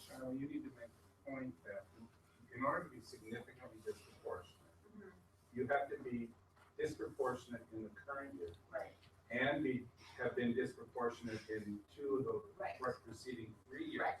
So you have an early warning system So one of the things that Shiloh mentioned earlier is, well, we didn't know our data was bad. It's like you have to look at it every time you're identified as disproportionate and really look into it and say, do we have the right numbers? Because you can save yourself and us a lot of grief by looking into that. The other thing that's really important to know is with indicators 4, 9, and 10, which are in the SBP, which also are the discipline, the overall identification, the identification of disabilities. Those you're not non-compliant unless you have non-compliant policies, procedures, and practices. With the significant disproportionality by federal requirement, it's pure numbers. And these calculations are, I mean, we were found non-compliant in 2010 by the feds and had to resubmit to them our calculations because we were apparently overzealous. So we have vetted these with God and everybody. But that doesn't mean that your questions aren't good questions, but it's pure number. So if there's one over. Yeah, I think the thing that can be challenging is there's just sometimes because of the population we serve, or it's hard for us to ever get out of some of these complaints pieces. And so, I mean, so that's all. We, as much as we want to put the right data in, it is what it is, and how do you work through it? Well, and I think that has a lot to do with the fact that we're not districts. We're It's the a county. placement. So we're getting, I know that we have looked at talked about county offices in terms of how we're going to look at them a little bit differently. When we're talking about suspended expulsion for aligning the data, we've sort of looked at them differently because county offices have a different view. But in terms of disproportionality, they're still considered an LEA under the code. And it's important conversation to have. Yeah. I mean, I think that disproportionate is really helpful. but that is an issue though, because these are students that are placed with us by the district. So we're not identifying them. They're already identified when it's the same thing when kids come into juvenile facilities. Yeah. Court schools is probably. So that's kind of an anomaly when you look. We don't include court schools typically. Do we make calculations of indicators by district of service or district of? Yeah, it's based on district, what's called a district of accountability. Which So is district of residence. yes. So if you're reporting them as the district of residence, which most county offices do not, then we wouldn't be calculating things for you. Oh, right, no, I mean, No, I'm these just are working on districts within ourselves that. Right. Yeah, no, I'm That's not on us behalf of the per se. district So itself right now. your comment about serving a unique population that is only the students that are placed really doesn't apply to these calculations. Okay. It does to a self-wide, all the districts in the south, absolutely. Or all the districts that are around you. I know you had a question. You've been Right. hanging out. When you say, immediately I think about the rise of autism diagnosis. And how do you and this is for districts too, because we all know our districts and know what the positions they may be in. Like say for instance, Sunnyvale, a hotspot for autism has been for years, and other areas in the state where it's hotspot for autism, and they have and the kids identified are truly on the spectrum, and there's also a rise, and the ratio has changed over time. How do you account or how do you work with that? I will tell you for autism, we've sort of filtered autism to the point, not filtered, but when we do the disproportionality calculations, we don't have any districts that are disproportionate in autism. We haven't had any in about 3 or 4 years. So we're not finding that. It's mostly specific learning disabilities and emotional disturbance. That's the districts that are typically found disproportionate. Now, I will tell you the only times that autism has come up as, wow, there's a spike here, is in our anomalies. So what we'll see is in a specific area, like you're describing Sunnyvale, they will have an increase in autism. We simply request that they provide an explanation when their data is submitted as to why that's happening. We have more, we've had 37 more kids who've come into the district for this program, And that's why. And that way, when we submit the data to the feds and they say, hey, why does this county office or does this county have such an increase in autism, we can say this is why. So that's the only time I've found it so far, but doesn't say it can't come back up. Yes. We've been struggling in Mendocino County with the data input into leaves, areas, and stays for all of our districts, and the way things were being reported in areas where even like a detention at lunch or after school were considered a suspension. So I don't know if other people have been struggling with that issue, but we're having to retrain everybody. Yeah. And make sure that we're really putting in The right data. And that's what, you know, and actually I'm really glad you bring that up because one of the things that we've come to is thinking about what the data does for people. So you're talking about we have to train people to get the data in right. And so, but the idea is if the data doesn't do anything for you, then the data quality doesn't matter. And that's going to be true for your principals. Are they able to know, for example, your reports and say, hey, I've had, you know, Johnny's been out of the classroom 5 times this week. Or he's been, you know, he's been sent out of algebra, or Miss Jones has been sending him out of the classroom 5 times this week. Same thing for your teachers. What is the data doing for them? Are they just having to put it in? Oh, I got to do this extra thing before I go home. Because at the end of the day, if the data doesn't work for them, data quality will never matter to them. It won't matter if it's a detention or if it's an out of class suspension or whatever you put it in as, or counseling, because it doesn't matter to them. It's just one other box they have to check out. But if we can get to the point where the data is actually being used for them, hey, I'm getting a report every day that tells me how my students are doing. And guess what? If I don't put my data in right, that report's not going to work for me.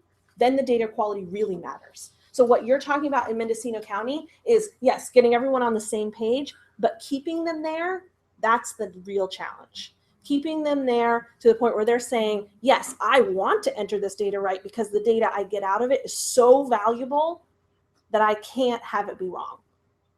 And that's really the next step. And that's why we see that disconnect between teachers and administrators and teachers in the district or the county offices, because they don't see the value in the data. They see it as just one more thing they have to do. And until we can sort of get them really engaged, you're right, the data that they enter in suspension expulsion won't matter to them. I'll just put it as a detention. Oh, that's D, that's the first one on the list. I'll just click that one. And so we have to really that's the next step at getting, what are we doing with all the data?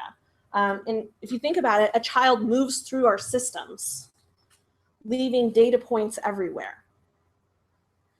And if we can't use that data, that child and their outcomes become something we could never see. And that's really what's concerning at this point. If we can't engage our teachers, our principals, our administrators in the data, it just becomes another box that never be accurate. And the data we do will always be saying your data is wrong or you're in non-compliant, and it'll always be because of your data. And that's really the next step. If we can't get people there, then the data will never mean anything. And you're really the ones that can. I'm running out of time, so I did want to move forward. Okay, so I'll talk a little bit about what we're doing to ensure quality data. Excuse me? Yes. I guess I don't have necessarily that problem. I think my staff's very engaged. They Great. Your data. I mean, I'm really proud of them. It's just really hard for them to see it as meaningful when the compliance comes out or things like that, and we're reviewing like 13, 14 data. Yeah. So one of the things we're working. So now that it's going into CalPads, is it going to be more real-time information? Well, actually, CalPads is actually slower than us, but what we're hoping actually, I'm working with my office, my staff right now is, so we're finishing collecting 14-15 data. Those indicator reports, we'd really like to start pushing those out in the fall of 15. So you'll have your current data as of 14-15, because that's the way we can sort of make our monitoring system, I think, work better in terms of, because you're right. We just had the PIR's data went out, and it all went out with 12-13 data, and everyone were like, oh. And I totally understand that. So I said, we're going to work really hard and get the 13-14 data out. 13-14 data is out to, we're doing sample preview now. and then we're going to send it out to everybody like next week. The next step after that is getting 14-15 out. So we haven't actually gotten 14-15 data yet, because it's not the end of the year. We really want to work on getting the calculations put together and sending it out. My hope is that we can do it in the fall. But Chris has got his hand up, so. So think about when it is that you send us data, right? So you give us data based on December 1st, the first week in January, right? We have about a month to turn that around to folks. That's only part of the calculation. And then so we have some of your data for that year at that point. And then we don't get the rest of the data if it's done as of June 30th, because that's when the fiscal year ends, right? And most people have finished their school year. You don't send that to us until the middle of August. So we don't get our hands on it. Y'all want to think about sending it sooner? So that we can get the data out to you sooner? That's really the issue here. We're putting the data in real time. So, send us a letter saying, we think of the delay in getting the data. How soon are we talking about the end of June? Well, you tell us. So this has been let's see. Well, how soon can you turn 8 it years around? ago, I said to Selva, Yeah. I have, for 3 years running, well, and probably you guys, I have PowerPoints that say, okay, here's where here's when the data comes in. And we used to give people a window to revise. Right? Remember, some of you may remember that. We don't do that now. You know, we had to cut it out because of the time. We had 3 weeks to turn that data around by the time we received it, unduplicated. Right? It's a little easier now, but you know, if you want the data sooner, we have to get the data sooner. So what's possible when the end of the time frame is June 30th? When can you get it to us, or yourself get it to us, to turn around the calculations? Because the calculations are not instantaneous. You know, we have to clean the data. We have to make sure that, you know, things are matched. We have to do some comparisons with it. So we can work pretty fast, but we can't turn it around the next day to you. And I will tell you, even some of the data, like your assessment data or your graduation data, the data that does not come from CaseNess, your CalPADS data, that will always be delayed. And that is not us, that is general ed. Because general ed requires that they do a resubmit period. So they do sort of a clarification period where they're allowed to then go back and redo their data. So they give them a private preview. The districts look at it. If they think that's wrong, then they resubmit data. So really, I think they just got 13-14 graduation data done in April of this year. And the assessment data is due in December, and we're late every year for the previous year. So some of that data we'll never be able to get to you fast turnaround. The data we can control, we can do our best to get it to you, you know, but yeah, it takes us 3 or 4 weeks to get it calculated. You know, the issue is, do you want fast or do you want it accurate? Because I kind of lose on both ends. We can get it to you fast, but if it's wrong, you guys really aren't going to like it.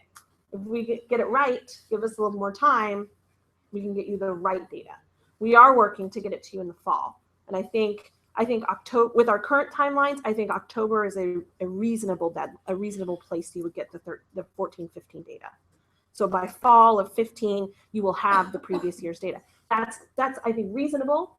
Is it? I guarantee that this is what it's going to be. You know, on one small cog in the wheel. So, but yes, I think that it's reasonable we can get it out in the fall. Well, I think accurate is always better than fast, because accurate saves time. Yeah. And when you send it out and it's fast and there's corrections, that causes delay. Yeah, always. Well, one of the things that we instituted several years ago was to preview the data at the self level, and I know they sent it on to y'all in most selfs to take a look at it to see if it passes the giggle test. but that's a step that makes sure that, wait, this doesn't make sense, or this does make sense. And that takes time too, but we believe that it's an important thing to do so that you all get to pre-examine and question it to see, well, did we really say that? So, but that's a couple weeks. Yeah, it takes a couple weeks for us to do that. I did want to take the last 10 minutes to talk about some of the future, because that's what I was talking. So I did want to talk about some of the stuff that's coming up. Oh, I'm pushing the wrong button.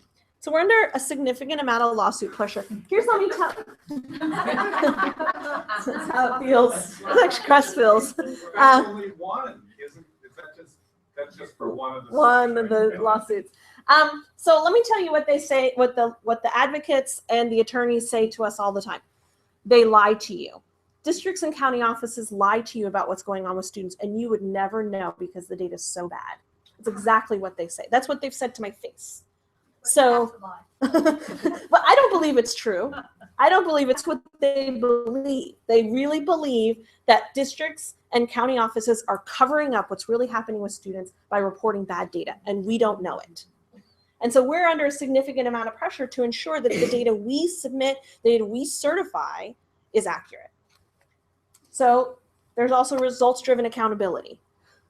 So it's kind of what it feels like. So for the feds have been saying we got results-driven accountability, this new SSIP, we try and integrate it with LCAP. Chris is going to talk about that in a little while. But that all of our accountability is now going to be based on these performance elements, these results elements, your graduation, your dropout, your suspension, expulsion, your LRE. Accountability will be driven by those things. Guess what? They're also all data-driven things. There's also the LCFF and other high-stakes calculations. Yes, ma'am? I heard you say just now SSIP. SSIP, our State Systemic Improvement Plan. Chris is going to be talking about that here in a little while. It's part of the new APR. I was thinking SSID when you said it, and I was like, wait, what? No. SSIDs are another thing, which I'm happy to talk about with anybody. If anyone's having trouble getting SSIDs, please let me know. You should not be getting. I'm going to talk to you personally. I'll go talk to the superintendents personally, actually, with CalPads, because they're supposed to be giving them out. LCFF and high stakes calculations, those are things that are part of what's happening. Students with disabilities are included in many, many LCAPs, not as a main subgroup, but as a subgroup. And so as we're thinking about LCFF and how that's going to affect, guess what? It's all going to be data driven. And they're not asking me for this data. They're asking CalPads for the data. So that's another reason the data really has to be aligned in both places, because they're not necessarily using case miss data to drive accountability on the LCAPs. They're using things like graduation, they're using things like test scores, and all that data comes out of CalPads.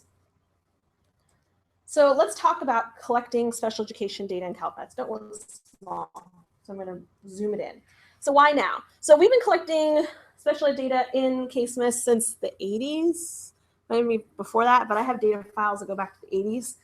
So, and we use an outdated system known as case miss. Case miss does what it's supposed to do, but it is an older system.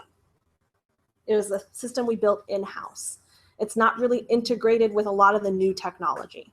And that's a problem. It's not a real-time system. It's kind of clunky to use. So to increase the data integrity, we are beginning to transition the data to CalPads for collection. Guess what? The only thing that's changing is the vehicle. So instead of like a VW Bug, which is what we've been driving for case miss, we're now getting into the big bus. And that's how the data is going to get here. The systems at the local level aren't changing. You will still have an electronic IEP system, and you will still have a student information system. How those systems integrate and align is really up to you. How the people who enter data into that system are aligned and understand the common information about students with disabilities, that's really on you all. That's not going to change. So really, it's not going to change how difficult it is. And that's why the transition is going to be much longer. How is all of that type of information about the integration of the systems coming out? Through what? Is that through cell phone? That's all helping? No. So we're starting the very, very, very beginning of the conversation. So let's talk about what we're doing first. So first, we're collecting suspension and expulsion starting in 15-16 in CalPADS. The data's already there. They've been collecting it for a few years. Now it's about, let's use that data. So one of the things we've been working on out of my office is aligning the data. So many districts, and I think we pulled all the county offices for this because there was just so much we didn't know about county offices, but we recently sent a letter to districts saying, hey, your data is not aligned, help it, you know, we got to figure out what's going on here. Look at the root causes and report back to us because we have concerns about the data. Because we want to make sure when I shut it off in CaseMiss, I know that it's going to be right in CalPADS. The issue that we're having is, guess what? Who's entering the data into this SIS system for suspension expulsion? I'll give you a hint. It's not special ed. It's a clerk.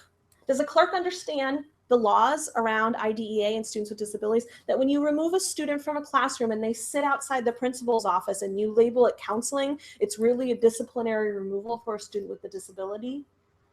Probably not. Yes. Shiloh, I know I've asked this before, and so I'll ask it with Chris here. In the 1990s, late 1990s, when San Diego Unified was under their corrective action and Frank came down to it with us, one of the items in that 200, yes, that's right, he was fabulous. But in one of those 215 corrective action items was that we were not allowed to have a student information system separate from our IEP system. We were ordered to have them together. Mm-hmm. So that's kind of fascinated me because, I mean, we spent a gazillion amount of dollars to be able to do that and continue to have done that. But that's not been a mandate for anybody else. Right. So if our goal is to have accurate data, mm-hmm.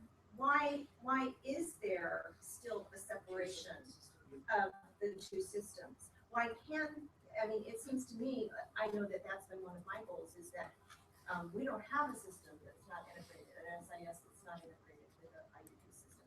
And that's like one of the first steps. The second step is really making sure that the definitions of the two fields are the same, because that is one of the big problems. In CalPADS, the definitions are very different than the definitions, even in the same field, in the definitions. The codes are different. Mm-hmm. So we're not clear that the definitions are different. We've done a comparison. So it's arguable that they are identical. And we've talked with the folks in CalPADS. I don't want to argue with anybody here about how their district implements things or does things or conventions, but when you look at the raw data sets, they're pretty 99%. Mm-hmm. The only difference right now is we don't have the ability to collect partial days.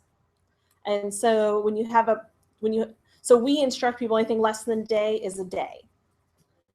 So collect, I think, 15-minute increments. So we will get 15-minute increment times of when students are, when we would system, we would be able to look at the data a little bit differently than the way we have it now.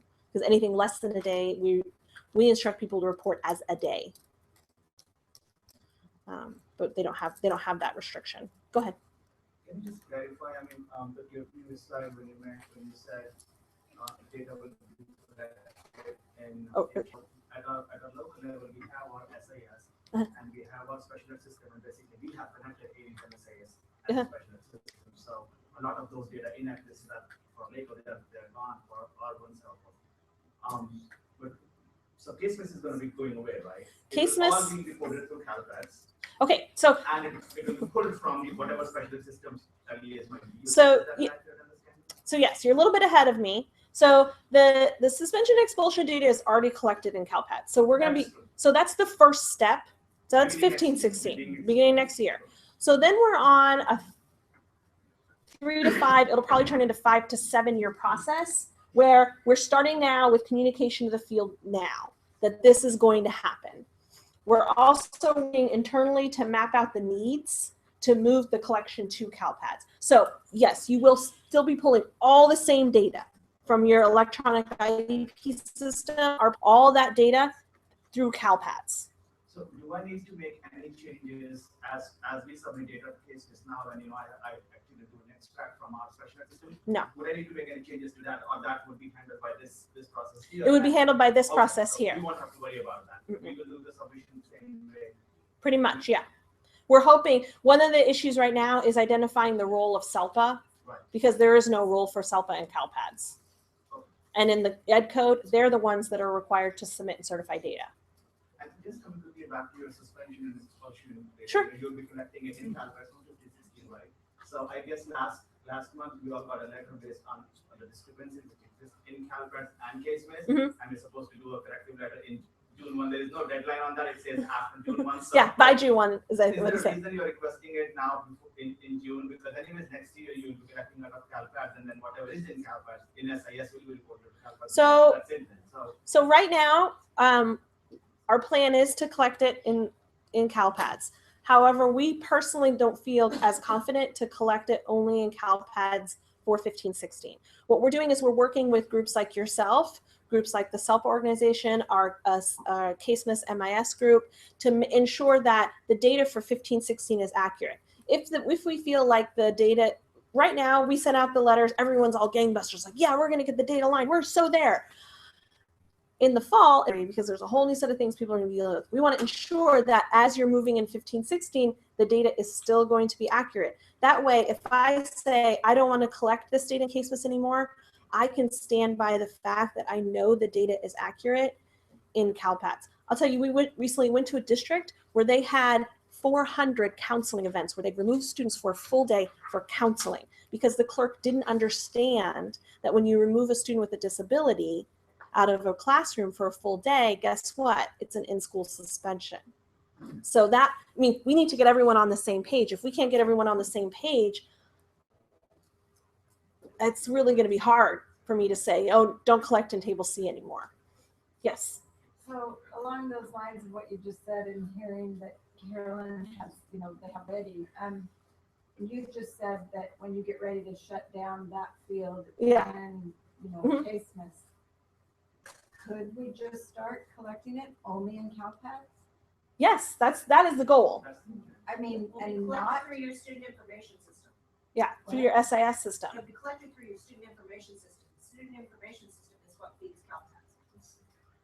So it's already there. It won't come to your SACE at all. No. Yeah, it's already actually there. And you can pull up a report now of all the students with disabilities who had disciplinary actions for 14-15. It's there now. The question is it accurate? Because, there's some things that are being reported here and some things that are reporting here, and they're not the same. Can Yes. I share some of our dirty little secrets? Sure. Or unless you've got them in there. I don't think I have any dirty secrets. I try not to put them in writing.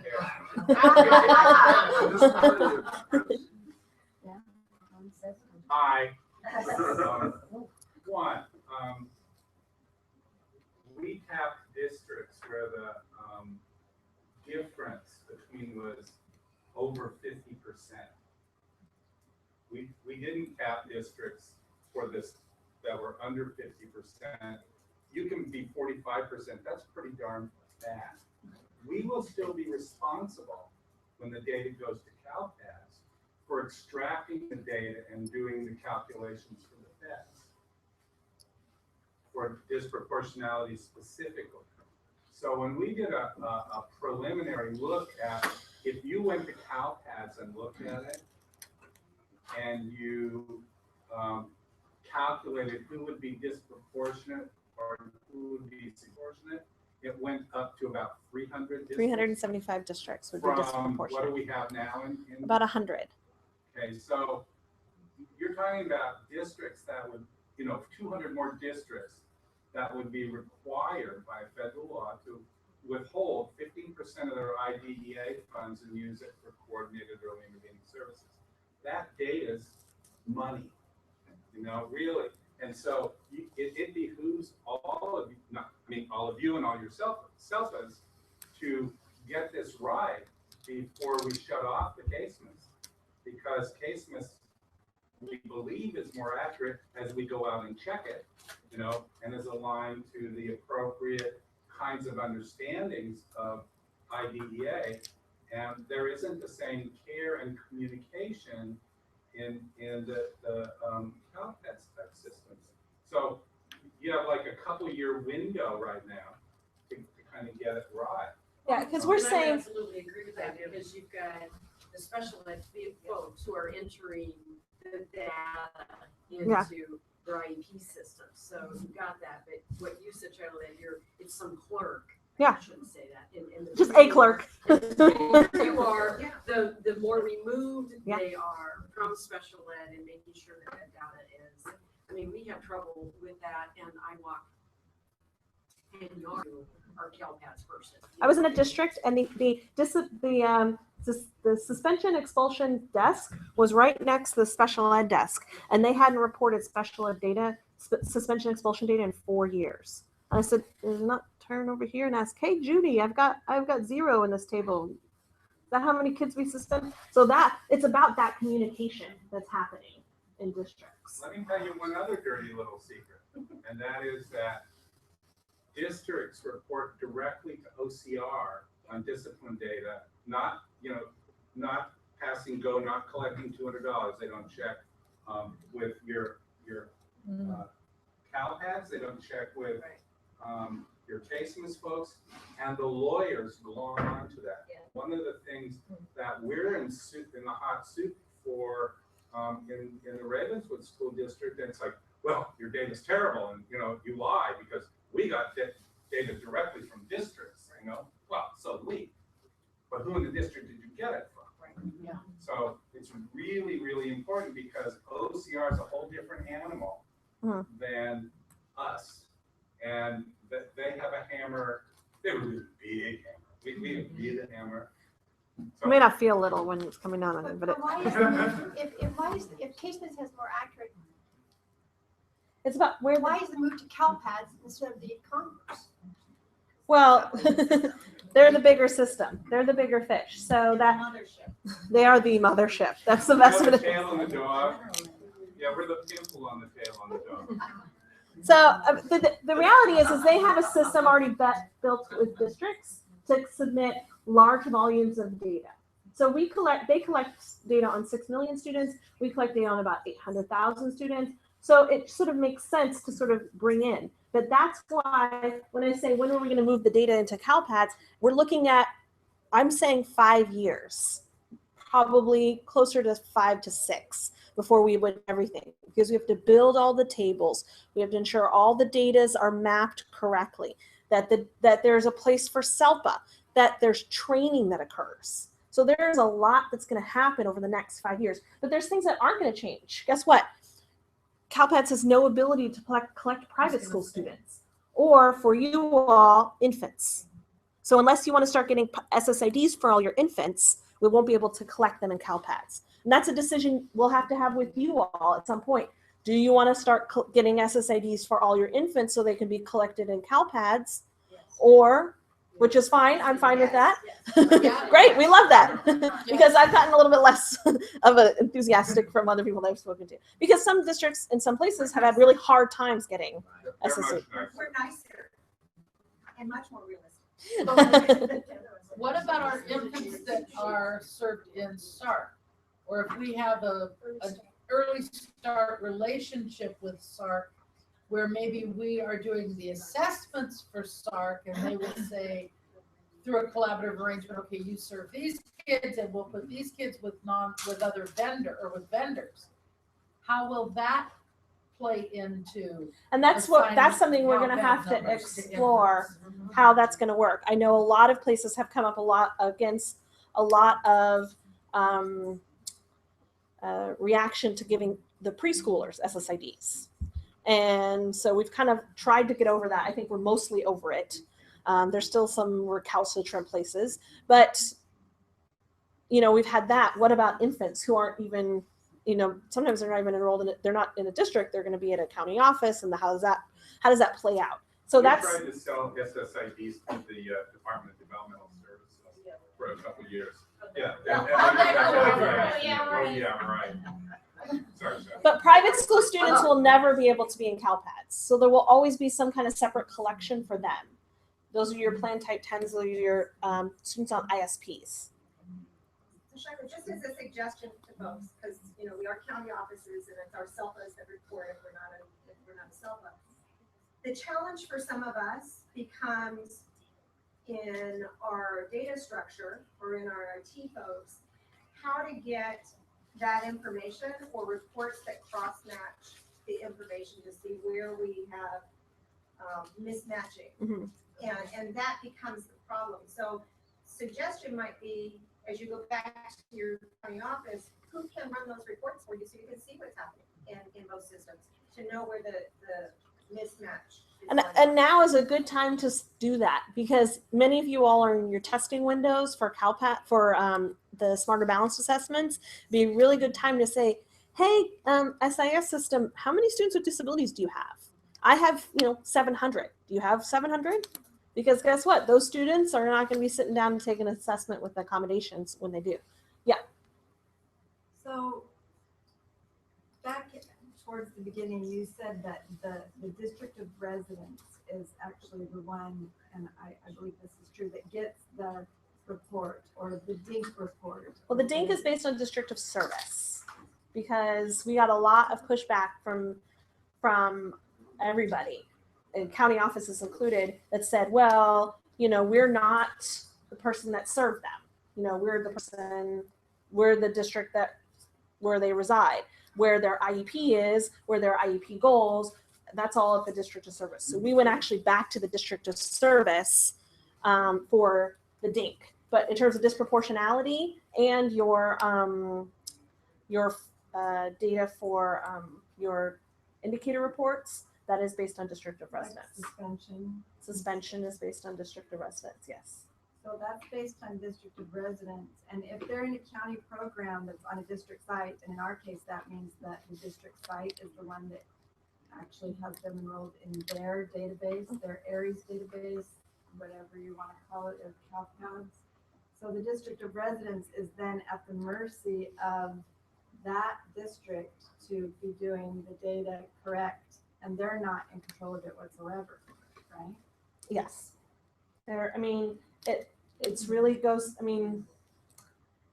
there's no good way, because either way somebody loses in that sense. And that's really that's the way it is. And so if we go by district of residence, then, well, what about all the districts that do all the service? They're all the ones that should be responsible. If we go by district of service, well, what if it's the district of residence should be the ones that So you're saying in some fields you go by district of residence, and in other fields you go by district of service? when it makes sense based on what the data is. So for the district of, for DINK, so like your late IEPs, late triennials, those transition elements, those are district of service, because really it's the district of service who's doing that. When it comes to disproportionality, graduation, those kinds of things, it's about district of residence, because there's sort of, does that make sense?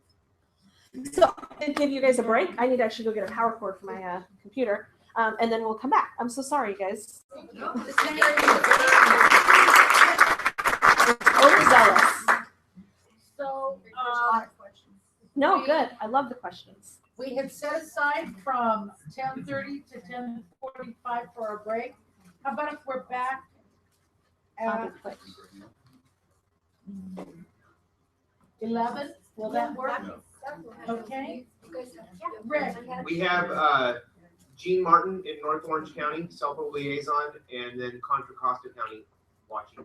Okay. Okay. Hi. Hi, Jean. Maybe it's Brian on the phone. Hi, Brian. Please don't tell our dirty little secrets, okay? Thank you. It's in my suitcase. Or if anyone wants to ask questions, please feel free to come up and ask a question. I gotta get my power cord from my suitcase. She does it all. along with the speech. Shaila? Yes. I don't know, probably we haven't met before. I think you came down to our county office to give a lecture once. I did. I was supposed to be at a site visit once that day, so. I was just there like a couple weeks ago, actually. Like, May 6th, May 6th. May 4th, Yeah, May 4th actually, yeah. So I missed that, but commending for the job you guys do because, you know, I manage it for and it's mind-boggling for me as it is. I'm like, whoa. And then you do for how? Yeah, you know, like 600 students, right? No, 800,000 students. Right. So when we have questions coming out of Christmas, who should we call? Me. You will answer the phone, you will respond to the emails, or one of your staff members? I almost always answer the phone if I'm in the office, and Okay. if I'm not in the office, my office phone is forwarded to my staff. So the only reason I wouldn't pick up is because I'm actually in a meeting or on a phone. Okay. So, you know, a couple of things which we are actually running on. And you can ask Jim. I answer his phone calls all the time. Okay. Perfect. I'm gonna get. It's in my suitcase. I gotta get out of my suitcase. I'm gonna get your phone number from him. Then I'm gonna give it to him. Then. I'll give it to you. Perfect. So. I'm planning on using your computer. That's fine. But you know, we are doing our trial runs for our end of year submissions, right? Okay. And we have been struggling with out of compliance items because, you know, in the school stuff, but kids just come. Are you with, responsible for the New York Times? you know, no data Tangi or is, but out of aren't they compliance wonderful? data. I am so. And you know, I'll no come IPs back done, again. no drive like 3 years. Yeah, I mean, actually, there is Jim no was way. talking to me about that. Yeah, I mean, not that these are bad. I like Yeah. these. Any solution to that as we start This is like training up because, you know, There's only I one think thing last better than cat. last year you guys had 2 separate things which said cancel. Yeah. So we And- do have situations where if the student is transferred into a district within 30 days, then you can put that as an IEP delay or triennial delay. Only within last 30 days, you said? Only within the last So- 30 days.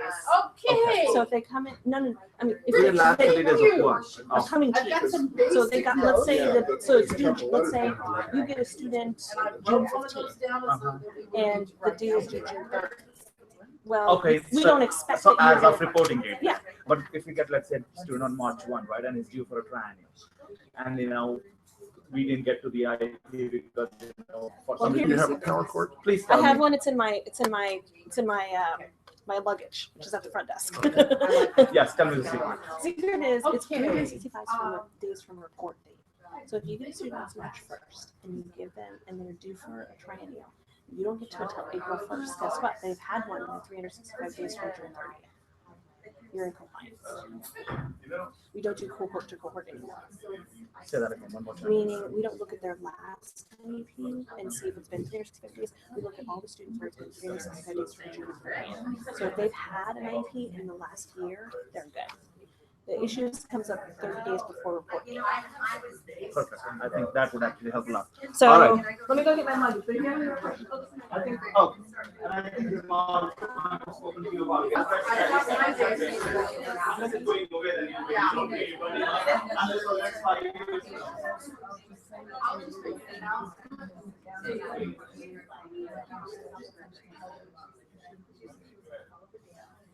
Are you rich? I'm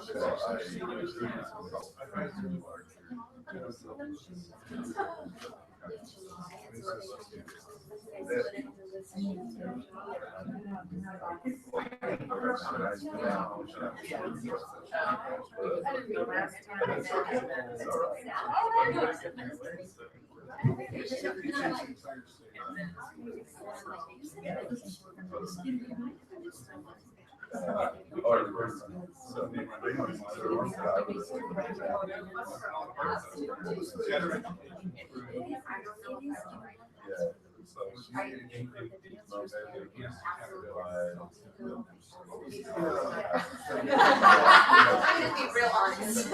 I hear you.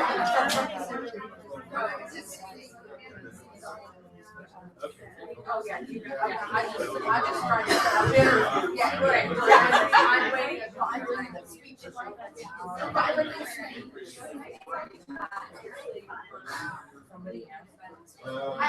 I'd love to do it.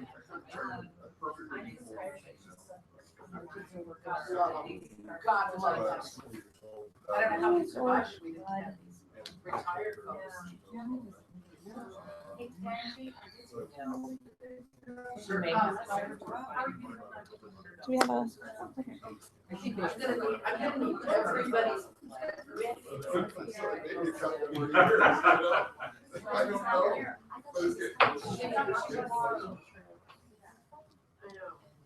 Okay. It wasn't on that one. Okay, I have to skip. Give a stick here. Okay, so. Here, that'll go in here. So are you doing this one through, that's the APR review? Yeah. Chris, I will tell you though, that I still have a file in here called Chris's videos. Some of which I still can't show. Yeah, okay, good. As long as you remember that.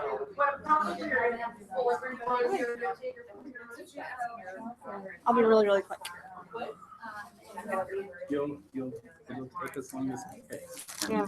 I thought that was really good for them, and I hope you didn't mind me butting into No it. problem. I felt so bad, like I didn't get enough. I was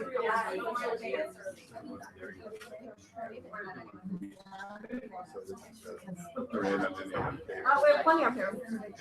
Yeah. These are like my favorite. Well, you can see that was what I started with.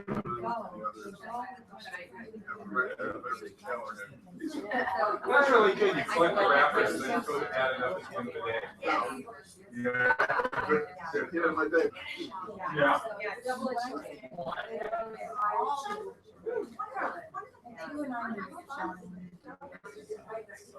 Yeah, because I know, and they want to stay with that.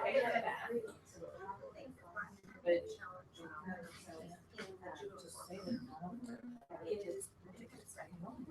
So what happened is that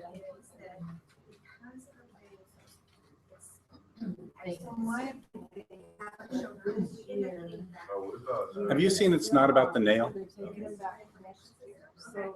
You have. Have you seen it? So now great. An exit date is past the IP. I'll have to give you that. Whatever they have, that is. We had a guy last night. Different ones. Oh, great. I got two copies. I'll give you Yeah, Susan because they copies. backdate. So the way that it works in. If somebody's got it, there was some fun stuff over there. Huh. Good to know. And they go I'm along. looking at They this. don't show up, they don't show up. There's Julie's got it. Automatically, all Yeah, no, there's tons of, I don't have time to They look don't show up. unless they get sent to me. I don't. And then the way that the rules work in exiting them, it's not that they. So I asked my. I go back to when you used to have transparencies on an They go overhead back of comments. So there There you you go. go. Yeah, there you go. Well, you know, I haven't, but I started animating those, still. There's a software that will animate. I understand, I appreciate it. It's really fun to animate. Lorna, you have to ask them, see if everybody's got that DVD from last night with all the videos on it. He collects great videos. Oh. They'll put them in good use.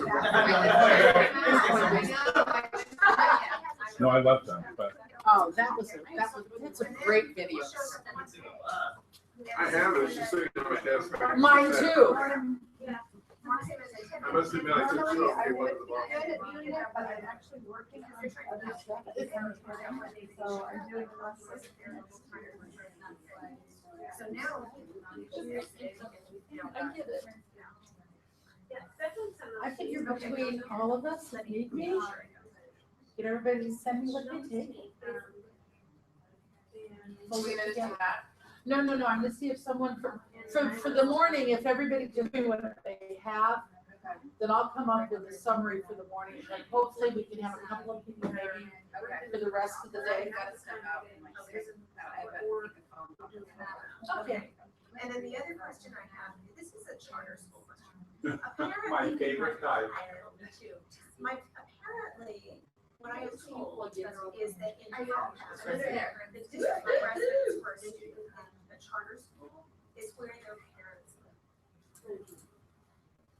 If the student's in a charter, regardless of whether it's the OLEA or whatever, but even if you talk to the charter school association, the district of residence is the authorizing district. So that's a little, there's no net there. that's really because everybody just. Yeah, right. The public request. Well, not only that, but just this conversation about. It's where you're trying to charge. I know that thing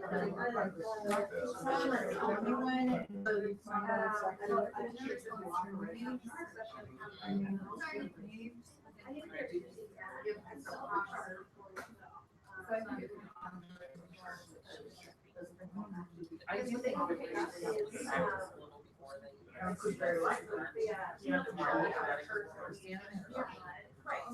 They don't pick those up at all. Right. in the conversation. Well, what is running in general? And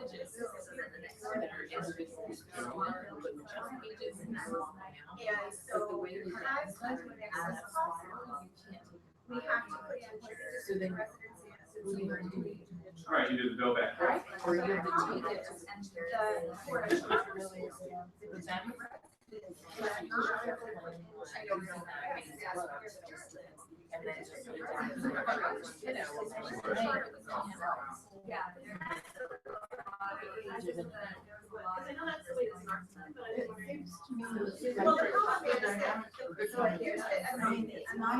My understanding is that we need to look at otherwise, why wouldn't There are so many different definitions of district. You know, district of this, district of enrollment, district of blah, blah, blah, blah, blah. And we use this the same way. In special ed, as they use district of calculus. It's worth, and what is in the calculation.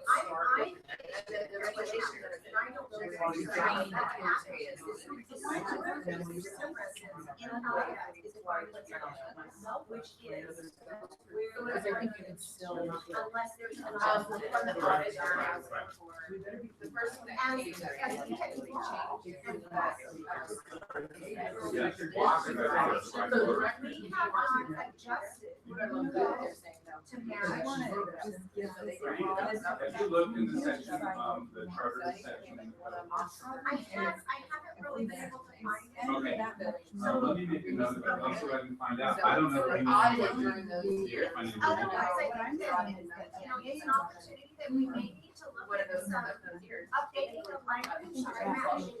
And they were pretty good.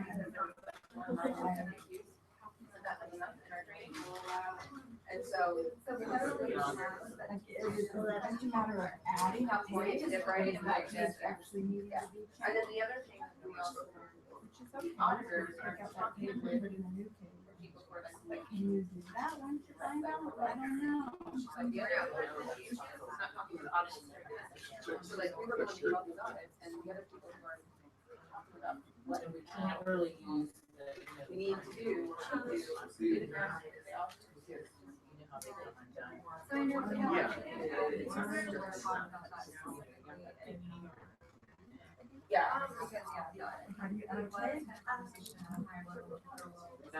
Carolyn, she'll learn not to sit down next to you. She'll come over and you back. Today, she already gave me her drink.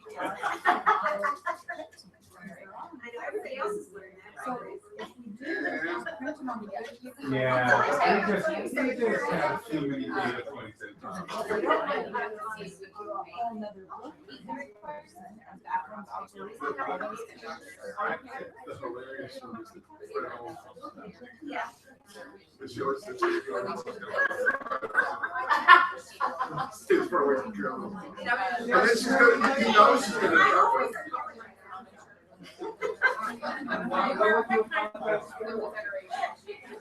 Asking a good question.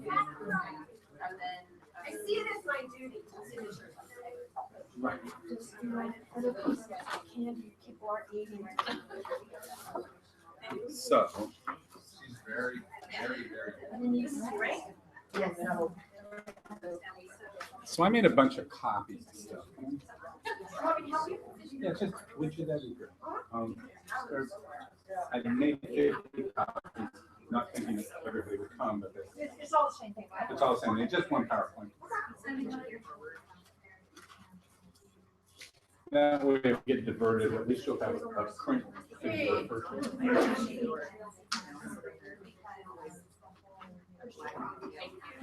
Shiloh's gonna speak for- Nice to meet you. I love singing. What do you love most about San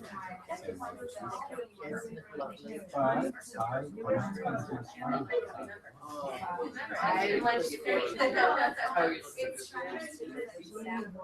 would have bought a house there. The right now.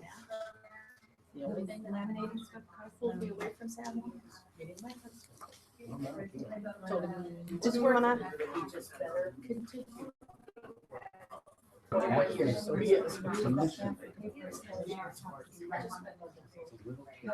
know everyone's coming back. I'm going to go ahead and, since we are kind of running a little bit behind, I'm going to go over my piece, which is actually real fast. And So we're gonna go ahead and get started again. Okay. I have my piece.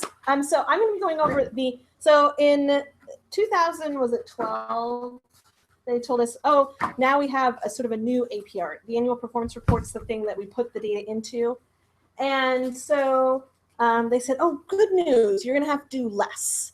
And then we looked at it and realized we actually have to do a lot more. So we used to have 20 indicators. Now we only have 17. But 17 is like 50 indicators. So it's kind of weird the way it works out. Yeah. But I'm going to go through the 1 through 16 so that you all have that. Okay, I've somehow made this. Did it go? Okay. I swear, You got something up there. I swear I run a tech unit. There you go. I don't know what it's doing. Okay, there it goes. So the annual performance report, I know this looks really small, but it's going to get bigger. We submitted it in February 2015, the first 16 indicators. Indicator 17, which is the state systemic improvement plan, which Chris is going to go over, we submitted in April 2015. Submitted where? To the U.S. Department of Education.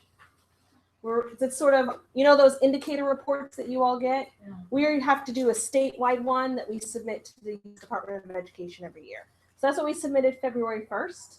We had a new indicator this year called the State Systemic Improvement Plan, which is basically a huge plan about how you're going to fix all these things in special ed. Chris is going to be going over that. He can explain it much better. I'm going to tell you how we're going to fix everything. And so we submitted that in April. The compliance determination we should get in June, which tells us whether we're meeting requirements. You guys get this, or you have heard about it. We meets requirements, we needs assistance, we needs intervention, or needs substantial intervention. Last year we were needs substantial intervention, or needs intervention, and we felt that that was wrong. The way they calculated it, they were using the results-driven accountability.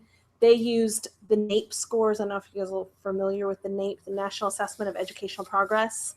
So they use NAEP scores and they use our assessment scores to rank how we did. And we felt they had calculated that incorrectly, and that had caused us to become needs intervention instead of needs assistance. Most states are needs assistance.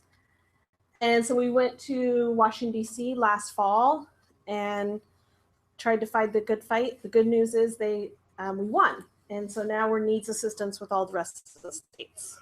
We just like to be like everyone else. And Shiloh won't tell you this, but she's the one who really spearheaded finding the issues, writing it up, convincing all our lawyers that this was the story to tell, and presented it like a champ. So in large measure, we owe her a debt of gratitude. Although there's a funny story, the State Board of Education, I went out with some of their members when we went to do this, and we presented, and they're part of that. And then a couple of weeks ago, when they had their meeting, they're like, oh yeah, we got this change, we won, we fought the big man. And we just really want to thank our legal group in Washington, D.C. for all their hard work. And I was like, He didn't know it worked. He wrote it all up. And then it's like, oh, okay. So the LEA indicator reports are being reviewed by SELPA. This is for 13-14, and we believe by June 1 we should have public release. So you all should have those, and we can send them out to you all on that time. So that's kind of where we're at. I want to talk a little bit about the indicators. So these are some of our indicators here. I will tell you, we met a lot of our indicators because we rebenched all the targets. So our baseline, last year's data, and guess what? We met them. Yay! The good news with that is that we rebenched the targets to things that are more realistic. So what we were seeing is 76% of students. If you look at this one, educational environments, LRE, the target for this in previous years was 76%. On a whole, the state had never been even close to 76%. So we really felt like a more realistic target was going to be in the 50s. So right now our target is 49.2. We met that with 52.3. And as you can see, our graduation rate, we have no control over what it's going to be. So we didn't meet that this year. It's 90% or a fixed rate. The dropout rate, we were able to rebench that. So we did meet that target. If we continue to decrease 1 percentage point, we'll continue to meet that target. The statewide assessment, we don't have any, that's based on our assessment workbook or accountability workbook. We have no control over those targets. So as you can see, we couldn't rebench them to be more realistic to what they really are. Suspension expulsion. Suspension expulsion is, yes. Assessment or suspension? I've seen the statewide assessment 100%. Yes, that's the target. Assessment proficiency. That was 2014. But no, I mean, how, I'm sorry, I have my hair really Here, hard time. you're looking at it, right? If all students are supposed to be 100% proficient in assessment, why would they be in special education? These are all good questions. Think about the No Child Left Behind, and that the administration that put that out felt that we had to have 100% point. Now, many states were able to renegotiate and get a waiver to that, but one of the points in it is that teacher evaluations had to be based on student results. And that's not acceptable in California to our state board, to CTA. That was part of the waiver. That's part of the waiver, yeah. So in order to get that from the feds, so we as a state don't have a waiver, but I think there was originally 10 districts that went together and qualified for the waiver. I think a couple of those have dropped out subsequently. So we're not clear who we're measuring against what, to be quite frank. And these are the indicators across California that we are collecting the data that goes into the report to the U.S. Department of Education. Yes, these are seven. No, there's another page. Another page. It could be really small. I didn't want to make them. And these are the indicators that we use to identify who you get monitored, right? And what kind of monitoring goes on in large measure. So, I mean, when we talk about the indicators, these are really important in the accountability system. Can you just read the category, big categories? It's hard to. Sure. So the graduation rate is the first one. The dropout rate is the second one. And did you want me to read the numbers too? Does that help you? I just wanted to know. So statewide assessment, the 3A is AYP in reading and math. And the goal is 58%. We had 17%, mostly because the students all Smarter Balance field tested last year. So assessment this year is kind of not good. If I could say, don't look at that one because it's all based on field test data and CAPA data. So it's not really great data. And we're not making any high stakes decisions about monitoring using that data. Using assessment. Can we get this PowerPoint? Absolutely. Sure. Great. So, so 3B is participation. That includes, so we were supposed to be at 95%. We actually told the U.S. Department of Education that we were going to be at 95% of students were going to either field test or take the alternate assessment. We were only at 89%. So I don't know how that's going to shake out for us. This 77% is the proficiency level for assessment. This is only Kappa students. Please keep that in mind, because next year you're likely going to see a much, much smaller percentage. States who feel the Smarter Balance assessments, the first year they had actual assessment scores, found their disability subgroup somewhere around 15% proficient. So please keep that in mind, because next year you're going to see a huge difference and you're going to go, what caused that? That's why. This is only Kappa scores. Suspension and expulsion, these are, remember, students who are suspended or expelled 10 days or more than 10 days. I was getting more than 10 days. So once you hit that, these are kids who hit that 11th day. And then we do also by race and ethnicity. LRE, so we have 53% who are in a regular class, 80% of them day or more. We have 21% who are in class less than 40%, and then 3.9% who are in separate schools, residential facilities, and homebound hospital. Keep in mind, this does not include two categories for LRE placement. It does not include your parentally placed private school students or your correctional facility students. This is kind of important for those of you who have juvenile hall students. It's really important that you ensure that those students are calculated correctly to get, if not, if you put them in as a separate school because they're in juvenile hall and not put them as a correctional facility, that's going to increase the amount of students who are in a separate school when they really shouldn't be counted. Does that make sense? Do you ever look at numbers for homebound hospital placements to look and see if there's any kind of rise from one year to another?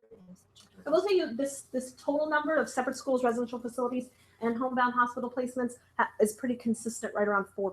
So we haven't seen a huge increase. They did an analysis a few years ago looking at homebound hospital placements. The problem is a lot of people count. The federal definition for this is like really vague. So people have interpreted it very differently. So you have people who are interpreting it as a short-term homebound placement where the child is a disability and they got real sick for a little bit, but then they're going to be back at school. Not permanent homebound placement. And we know that there are some LEAs who have negotiated with parents where they're still parents, but it's really basically homeschooling them for a long period of time. So it's really, been pretty consistent in the numbers, but I think the interpretation is varied. Preschool LRE, these are students who are in regular preschools or in separate schools or classrooms. This is where they're receiving the majority of their services. And then preschool assessment, keep in mind, these numbers did not change much. That's why we're at no, because there's a new DRDP assessment that's starting in this fall. So instead of rebenching and rebenching again when we have the new assessment, we kept the old targets, and then we're just going to rebench when we have the new assessment. That's why we're at no pretty much there.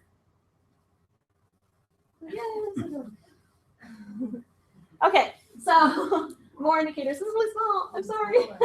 I have actually a document. I'll make sure to send out to everybody with this information. But percent of parents reporting that the school facilitated parental involvement. This is the parental involvement indicator. We're at 98%. We've been at 98% forever. We're pretty high on that. Disproportionality and disproportionate representation, the target is both zero. So if we even have one school that is disproportionate and has a non-compliance, we won't meet that target, as it's a compliance indicator. 11, 12, and 13 are compliance indicators. 11 is your 60-day timeline. 12 is the C to B transition, and 13 is all of those 8 transition elements. Again, if we have one school, one district that has one student that's not meeting those, it's 100% compliance requirement, so we won't meet it. Of course, we didn't meet it. We're pretty close, though. We're at 98, 98, and 93%. Post-school outcomes, we get hammered on this every year because we find, here's a funny thing, we find about 15%, about 40%, 15,000 students that we have. If we find them, they have some kind of education or job, they're doing something. I know that the definition, somebody was saying over here, the definition is a little bit wonky, but every time I go and present on this, they're like, well, you're only at 40% response rate. What's wrong with California? Why can't they get more students? I'm like, that's 15,000 students. And then I go to a conference and they're saying, Montana can find 98%. And I go, really? What are they doing? What are they doing to find 98% of their students? And I talked with the woman, and I really like her there. But she said, oh, yeah, we have to find like 700 students. I was like, I could hire someone full time to find 700 students. So there is. And tackle them on the way to their front door. So we have a bigger challenge in California because of size and scope. And I always will say 15,000 is a good number in terms of sampling to determine whether or not we're really making these targets. And in general, you see here 52% are enrolled in higher education, 72% are education or competitively employed, and 81% are in higher education, competitively employed in some other kind of education or some other kind of employment. So at minimum, 81% of our students 1 year post leaving the education system, they're actually finding some education. 15, 16, and 17, or 15 and 16 are sort of stuff that we do. That's why I don't really highlight them too much. They're resolution sessions and mediation sessions. They're the OAH processes. So we meet one, then we don't meet the other, and we kind of flip-flop every year. It depends on how many cases there are. So this is why it was. So yay for us. It's done. So let's talk about the ESSET. What it feels like. It's kind of scary, and then you just laugh at it. It's like the stages of grief.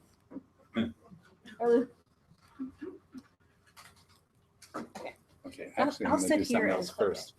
So let me What do you have a video? cut the video. I don't know if there's sound on here. Oh, sound.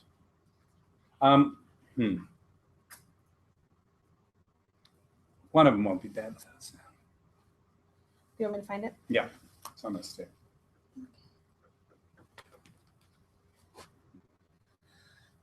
Okay, which one is it? It's one of the. SEACO.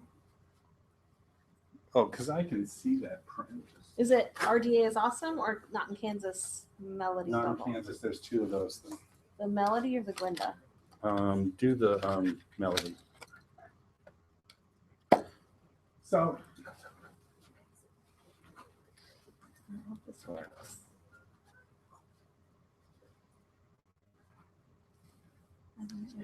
Turn the sound up as high as you can. I can't see it. It's not appearing on the screen either. I don't know how to get it to get more sound. It's okay, don't worry about it. So you remember, we're not It's in not Kansas showing. anymore. Oh, I don't know why it's not showing. Okay, so, a couple years, I'm just going to go because it's cute. I'll send it to somebody. I'll send it to Rich. Imagine, you see that scene where Dorothy has landed in Munchkinland and she's waiting there, and all of a sudden this bubble appears in the sky and comes down and comes down and comes down and comes down, and out of it appears Glinda. Mm-hmm. Well, we have Melody Musgrove, who's the Assistant Secretary of the Office of Special Education Programs, both photoshopped as Glinda, and if you don't know her, you can't tell that, or just a profile of her. And because really, the results-driven accountability system is her brainchild. I don't know whether you all know this, but the requirements in the IDEA, since it was reauthorized in 2004, require that the first priority for monitoring by states of LEAs is for performance. Yet the systems that have been put in place by OSEP in 2004 to this year have all been about compliance, right? So we didn't, we went along and did this, and Melody has single-handedly turned the ship, right? So that's the system called results-driven accountability. Now, it's not a bad thing to do. It's just how you drive that's the problem. And she has led some decisions that we don't agree with, quite frankly. We don't think that NAEP is the appropriate kind of measure to use for that. And we believe that she didn't listen. No, I don't want to personalize it. She becomes the embodiment of it, the Glinda, if you will, for a thing that's really something that OSEP has put together. Sorry, I don't know why it's not working. I'm working on it. There used to be a toggle that would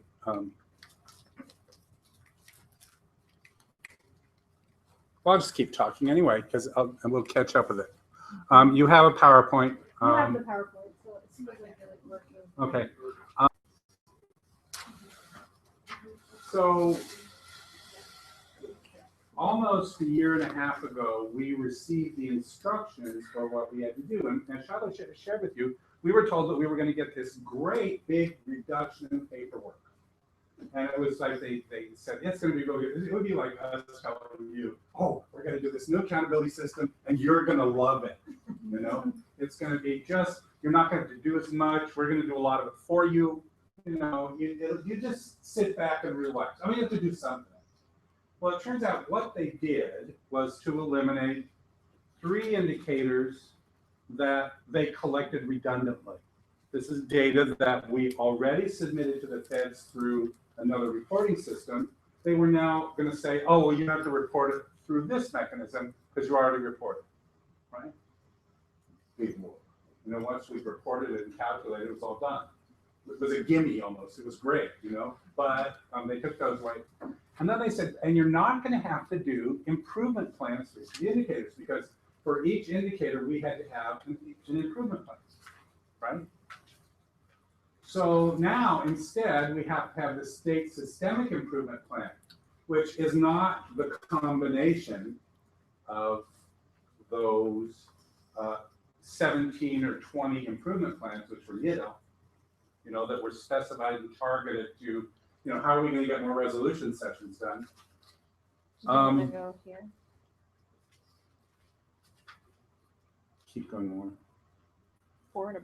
Toward the end. That's good.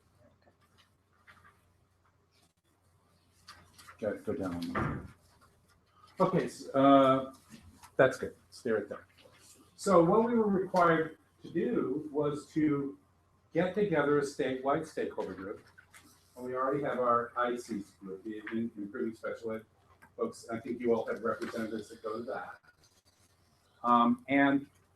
We have an advisory commission, and we have a lot of stuff. And so what we did was to contact all of the PT, Parent Training Information Centers, to get representatives from the advisory commission, to get representatives from ICs, from SELPA, to come and to participate with us for a year and a half, monthly, on going through this very rigorous data analysis process that was prescribed. So we were required to do a data analysis. Now, their idea of a data analysis is to go back to, you don't know anything about California or education or special ed, and so, they wanted us to go, and we have 800,000 kids, and this percentage of them have this disability, and they're these ages and these grades, and these are the demographics. It's like nonsense. We all know that. We publish it in the indicators every year. But that was what they expected us to do, was to do that kind of data analysis. We had to look at our state infrastructure. So they wanted us to look at our systems of governance, our finance system, our accountability system, our training system, what else? Data systems, all those things, and do an analysis of how are we doing and what kind of improvements need to be made. Well, concurrently, there was a task force doing sort of the same thing. But so we did those kinds of things. You want to, okay, so you go back to the data analysis.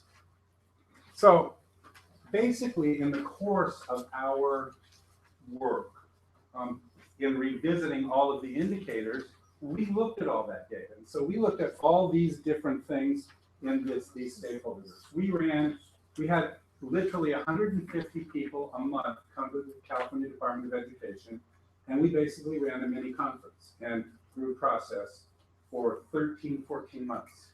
Kind of like we did 114, only real big, because we had all of our staff there. Because one of the things that has happened in the past with the state performance plan is people have been very disconnected from it. It's like something Shiloh's unit does. It doesn't really make a difference. But we got all those folks, and we looked at the data in all of these areas, disaggregated by geography, by age, by grade, by that, in order to, in large measure, look at how did we want to look at our targets and benchmarks? How well are we doing? Where did we want to set the pace? It covers a lot of that stuff. So the things that we found were that there was a strong correlation between high suspension and low assessment scores. We found that there was a relation between poverty and low assessment scores. Are these surprises? You could have told us the first day, right? And then there was a weak correlation between LRE and assessment scores. I have to say, I had anticipated more. I thought that if kids were in regular classes and being given good instruction and had good supports, that they would be performing much better. Now, that doesn't really turn out to be the case. And why do you think that is? The what? The kids in general that are doing it better. Well, we're closing the gap actually, but the point of the matter is we don't know that kids are getting the kinds of supports in the regular class that would really help them to benefit from that instruction. And we're not clear that the instruction is aligned to the kinds of things that are being assessed. So that those really were important things for us to take a look at. So why don't you go next? Here's another thing that was really fascinating to do. Was typically we look at a district, we say, what is how many kids do you have? What's the, how many kids are in what disability category, that kind of stuff. Flip it. Guess what happened this last year? The LCFF and the LCAP. Well, I mean, if anybody who was out in the world in real districts said to us, it's about the LCAP, stupid. If you're doing anything in this state systemic improvement plan that isn't aligning to supporting and the work in the LCAP, you're missing the boat. If you create one new more federal special ed program that isn't aligned to something we're doing, it's not going to happen, and you really miss the boat. So what we did was we said, well, so let's look at the population that of kids with IEPs who are in those high target groups. Now we all know that the kids with disabilities are kind of mentioned, and kids with disabilities and all the other, kind of stuff, which in some places carries some weight, and in places it doesn't so much. It's like, and all other kids, So you look at the kids who are low income, students with IEPs are 14% of that population. You look at foster kids and they're 32% of the population. Wow. You knew that. It was a surprise to me. Students who are English learners are 23% of the overall English learner population. So if you're doing work on those populations and you are being inclusive, because you're not going to make much progress if you're not including 23% or 33% of the population. If you're not aware that these many kids have special needs in these populations, you're not going to get the outcomes that you require. So this was a real important thing for us to look at. Chris, what's the percentage for foster youth? Foster, go ahead. 33%. 33? Oh, did I read it wrong? Yeah, this is affectionately known as the Pac-Man chart. So. Yeah, we call it Pac-Man. I think you have it in your power. Yes. Okay. But one of the really other nice things, and if I can, is that, when you're going through the LCAP process, we really had lots of people say to us, well, it seems like special ed's kind of, outside of this process, they're not been included. And we're thinking, they are part of this. Students with disabilities are part of this process. They're a huge part of it. And it's about understanding that there is a huge overlap that's happening here. That when you have students with disabilities who are 23% of all the English language learners, they are a huge part of whatever's happening in that LCAP goal for those students. Did it break it down by disability category? We did not know. We can. We can. Would that be interesting? Yeah, because That would be very in some cases, like for example, learning disability, it's it could be a way to, it masks the effect of poverty and other second language learning. Moderate severe disabilities are not as easily affected by those. Oh, I forgot, your county office, that's right. Foster youth could be, that could be a major, moderate severe could be a big one in that area. That could be a- Students are not in their own, many of our students, but, right. So these are the inputs that we got as we walked through. So as we looked at the infrastructure analysis, it was to support, we had to look at all these areas and do an analysis, and kind of you render unto Caesar that which you learned. Go ahead, you can go back. This? No, previous. So one of the things that we looked at these things and we found that the usual kinds of things. We have a fractured system. We have SELPAs. We have districts. They don't align always with what's going on with the LCAP. I mean, county offices, you're in a kind of a funny place because you're in the place where all the plans are reviewed. How many of you were a part of reviewing the plans? A couple, that's great. That's better than any other audience I've been in. So, I mean, but that's really important is if you can wheedle your way into being a part of that and moving that forward, we're doing the best we can to move forward that issue at the state. We can't do it alone. So one of the things that we also had to do was to look at all the existing state plans that are the local plans and see how they aligned to what we were going to propose to as the SIP, which is how does the LCAP align? How does the LCAP align to this, to that, to the other? Yes. Although I haven't participated in local reviews because I'm involved in our local writing process of the LCAP. Oh, great. Special ed, and I've been participating in some calibration meetings that SISC has had. Special ed is never mentioned. So I'm not sure the SISC side of the house is recognizing that special education should be a part of those discussions. I went to the SISC conference for the first time. Great conference. Really wonderful. The only other special ed person, I've been around a long time, but I met there was Susan Costin. I know you're not Susan, but I know a lot of people, and was like, and there was not one session. So the more you can do within your own organization to raise this up, the better off all the kids are going to be. And it goes back to the Pac-Man chart. You're fooling yourself if you think you can do this without helping kids with disabilities to do it. So you bring up a great point. That we've had many discussions here about. So what happens at the state level of having those conversations with the curriculum instruction folks at the state level? Okay, let me share with you that the State Department of Education, superintendent and his minions, have no role other than to review county office plans. No, I'm just talking. Well, no, I'm going to tell you what I mean. So who does the measuring has some play. So in your counties, what you treasure, everybody has the same templates. The question is, what force are you giving one thing? So I'm going to say there are federal programs are untouched by the LCFF and the LCAP. So federal programs like IDEA and what we're doing, and Title I and Title II and Title III, still we still have to do what the feds tell us.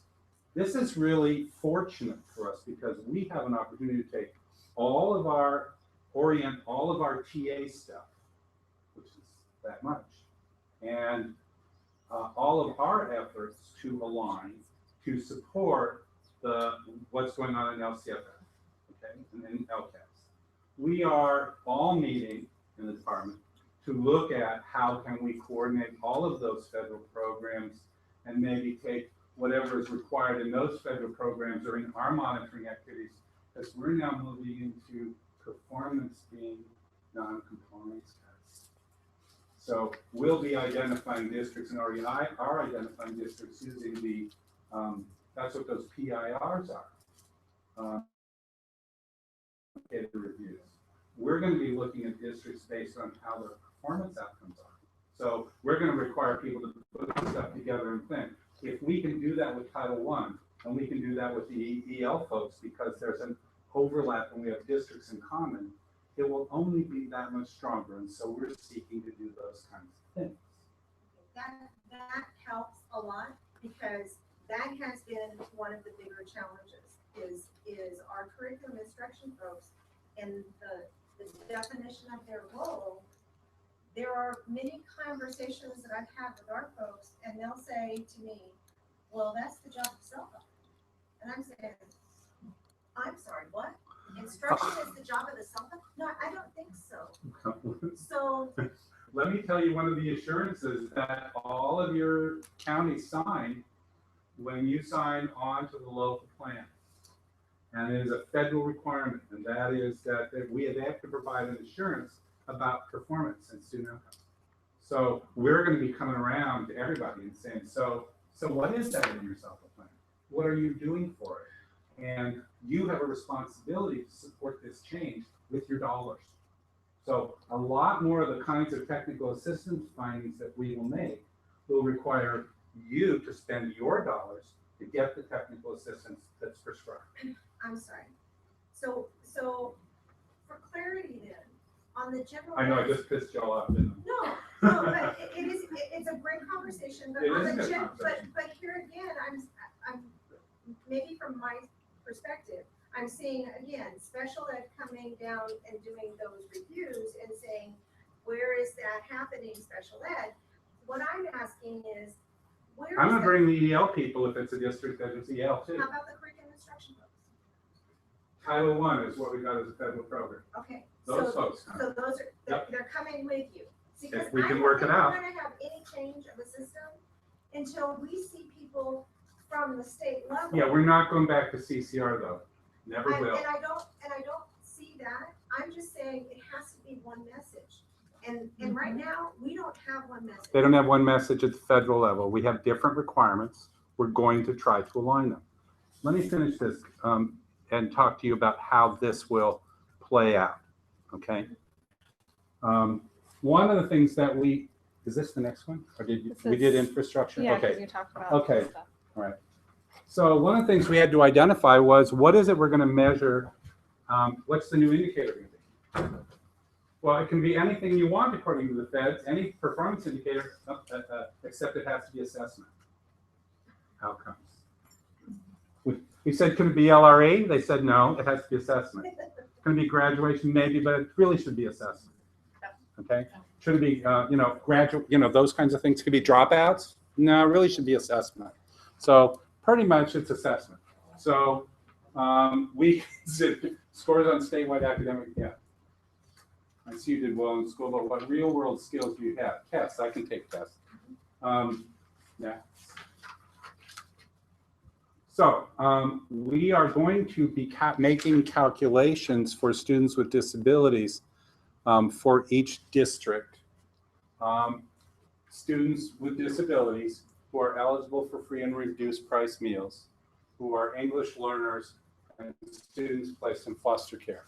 So in those indicator reports that have all the indicator values for each district, these calculations will be made to let districts know what percentage of kids are proficient and advanced, I guess. Are we doing proficient and advanced? Mm-hmm. Who are students with disabilities in those target population groups. How can you be proficient in free lunch? No. You are a student with a disability. I know. I'm really good at free lunch. Immediately a parent. But if you'd like to know, I can tell you later. So this is what we put in. Go ahead. Well, I'm thinking back to something that was said over here in terms of when we look at the Pac-Man chart. Yeah. And really having to take a look at those populations disaggregate by eligibility. I mean, if we're looking at kids to be proficient above and foster youth, let's say 50% of the 33 are moderate to severe. Are they looking at SBAC? Will they be looking at the COW? I mean, So let me get to the next Okay. thing that we're doing. all right. So these are the calculations that need to be made. We're rendering under OSEP, but it's about the LCAP, stupid. So And if he's we not don't, saying stupid, you know. I'm sorry? That's what they said to us. It's I know. not the yellow Yeah. caps. Yeah, we're stupid. You guys are never stupid. We're always stupid. Comes with my job title. So these are the targets that we were allowed to put in the thing. They couldn't have 3 targets, but we'll, were they put in the notes? Yes. Okay, so we published them in the notes, but this is the actual page from the SPP. Oh, and by the way, did we tell you they put in a new system for us to submit it? It's an electronic system that pre-populates it, only it didn't accurately, so we had to repopulate it. It's a lot of trouble. Good. All right, so then one of the things that we had to do was select coherent improvement strategies and talk about how they were selected, why we thought they were logical and sound and aligned. And we went through this we went through all of the initiatives in the department. We went through a bunch of other initiatives. And go ahead. We basically found 3 areas that were we were advised were the important things to pay attention to in providing technical assistance. One was student engagement, reducing absences. You'll notice that that happens to be one of the LCAP and one of the LCFF required calculations. Students' discipline, fewer suspensions and expulsion, another reason to take a real hard look at that discipline data. Also an LCAP, LCFF calculation. And then one that is access to and instruction in the Common Core state standards. Because one of the things that we know and you know is that the last time we put standards in place is that special ed was not invited to the table to learn and to adapt. And we are doing a lot now to try and make that available to people. We're sponsoring stuff, but we're going to do more. So then we had to put in place a theory of action. They wanted to, actually, they said a graphic. We had to do it in a graphic. I thought, really? So basically, a theory of action says that if we do this, this will happen, and we'll see this result. So this is what our actual theory of action looked like. So this says that California, at the top, it says that California reprioritizes its resources. These are basically the LCFF and the LCAP. Then the SEA will provide base funding in a different way, and they will develop instructions for the LCAP and accountability structure to ensure plans include appropriate improvement activities and goals. Then each LEA will use enhanced resources to target factors impeding academic progress, create LEAs will create plans as well as plans for students with disabilities that will improve LEA performance. Then this is the part that's really the SIP. It's our dirty little secret is that that's really the stuff that's happening in the big picture for all students in California. This is what's really it's looking like for kids with disability. We're going to implement a general supervision system providing assistance to LEAs to ensure that they receive education services to a certain title. That's the kind of stuff. We're going to facilitate the use of federally funded support activities. That includes Title I, Title II, Title III. So our system is built here. We will be evaluated on the extent to which we can harness all those together. We will provide a state-identified measurable result, or SIMR, to identify LEA improvement activities.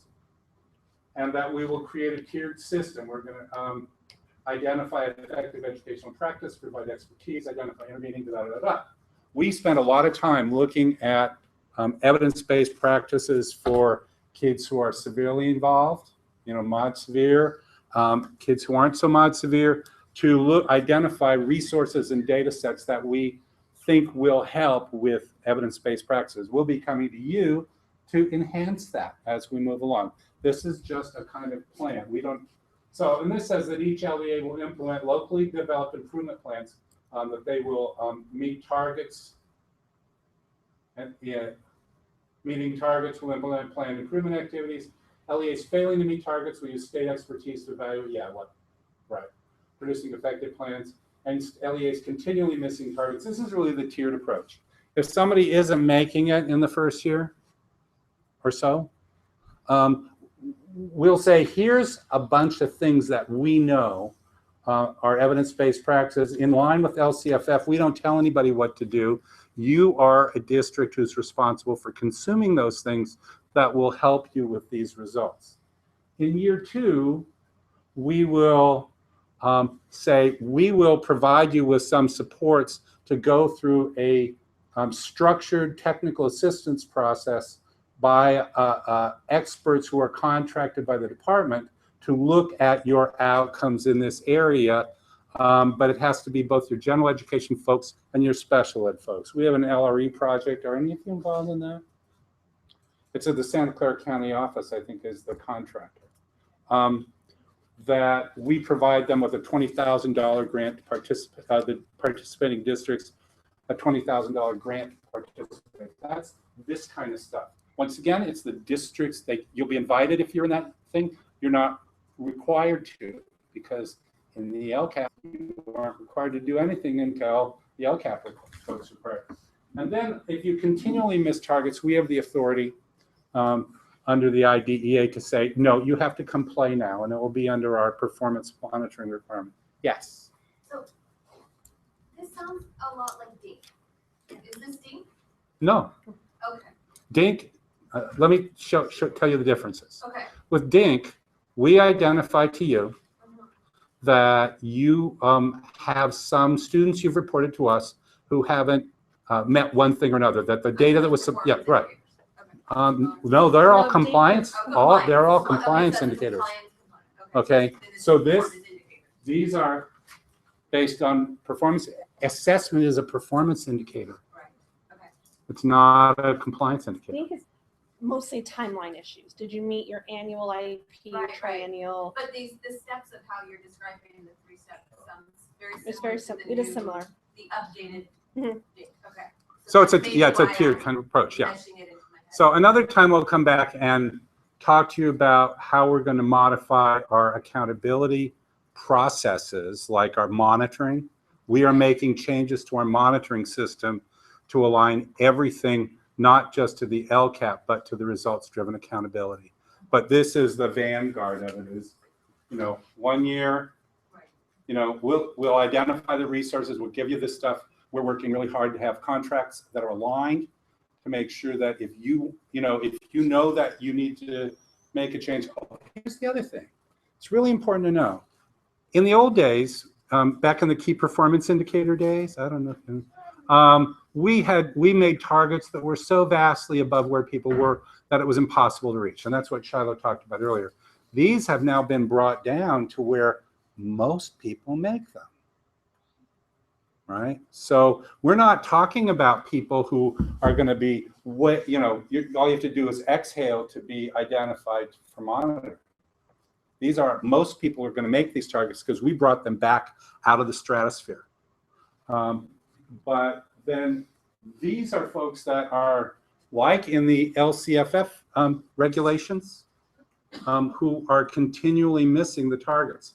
So that's one chip. Yeah, I think.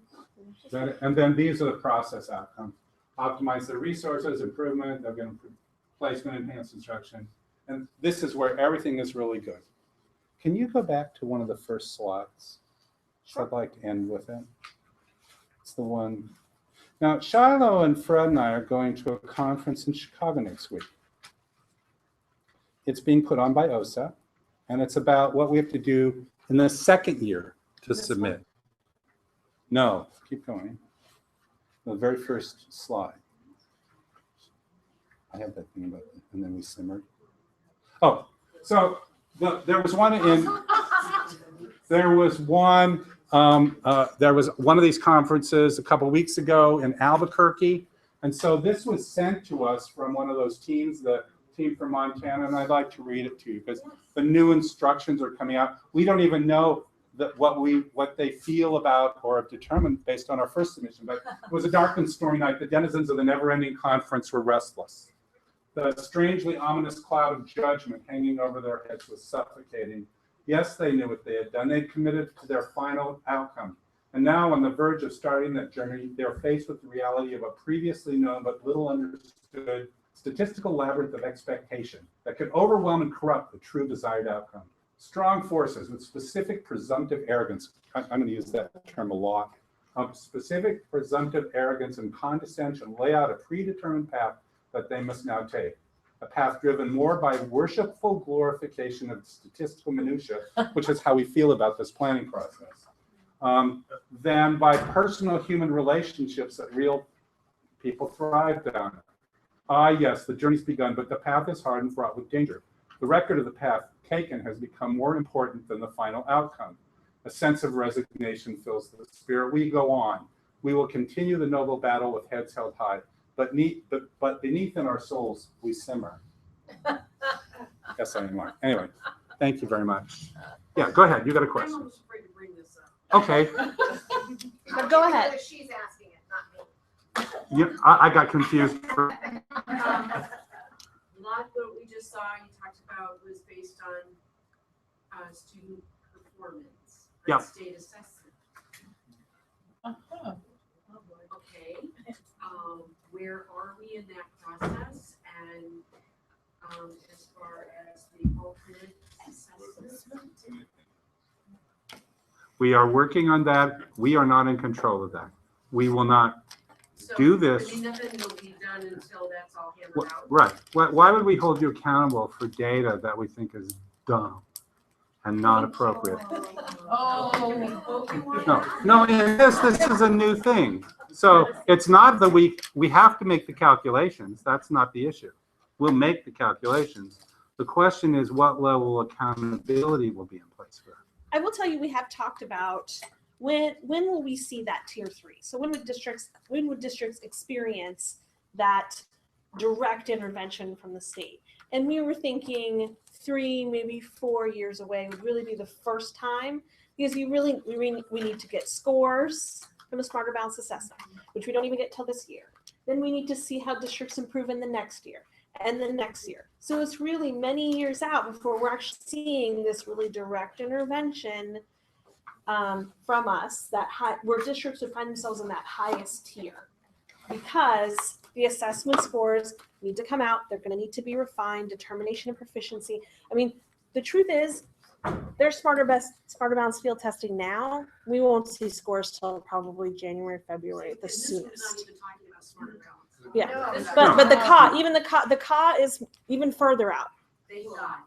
So, or the Cal Alt or whatever they feel like calling it today. Can I ask a question? Sure. How does this tiered approach affect big districts like Oakland and New Haven, not New Haven, but Ravenswood, that are already in the sink?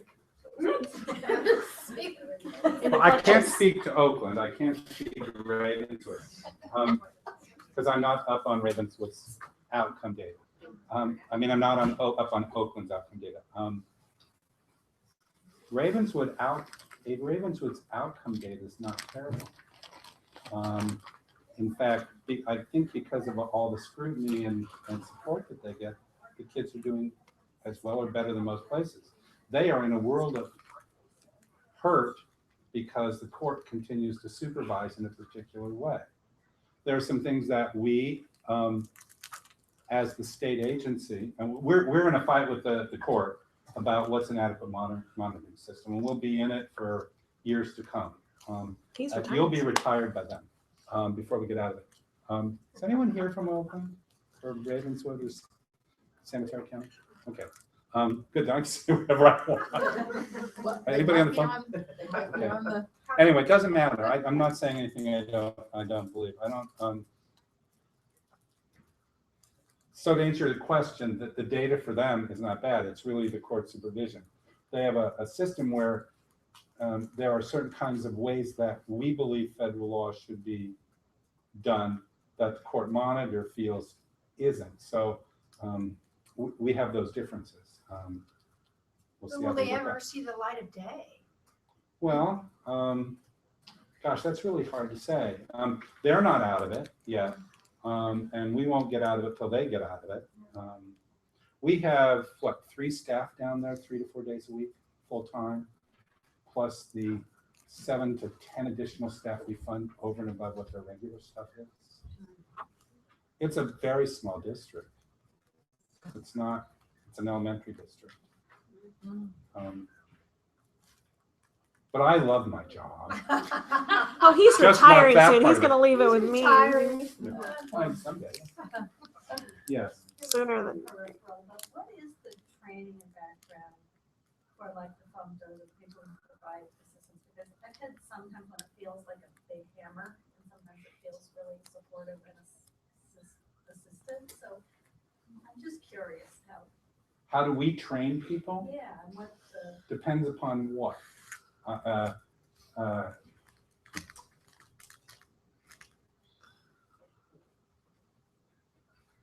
We teach people to be relatively cautious. We teach them to be clear. We teach them to be friendly. Now, have you tried to teach somebody to be friendly?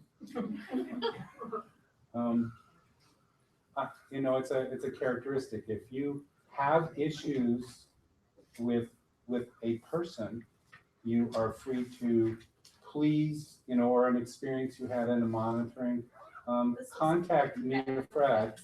Well, I'm just saying from now forward, you know, if you have one of those experiences, we can't do anything about it unless we know who it is and where it happened. I mean, to be able to say, well, your monitor wasn't very good. It's like, well, where? What? You know, who should we talk to?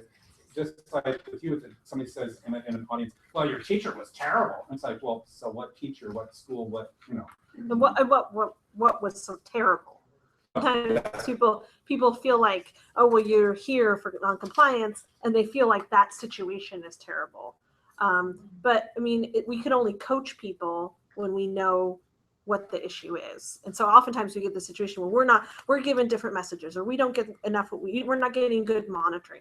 And so we can't coach people or help the situation without knowing what the situation is and how to make it better. The thing that we are taking a great deal of time with, you know, like every month now, we have a mandatory day where people are not allowed to travel. You can't schedule your vacation. Only Fred and I can approve people to be absent. You know, it's 150 people. Is to look at all the legal stuff and trying to strive for consistency.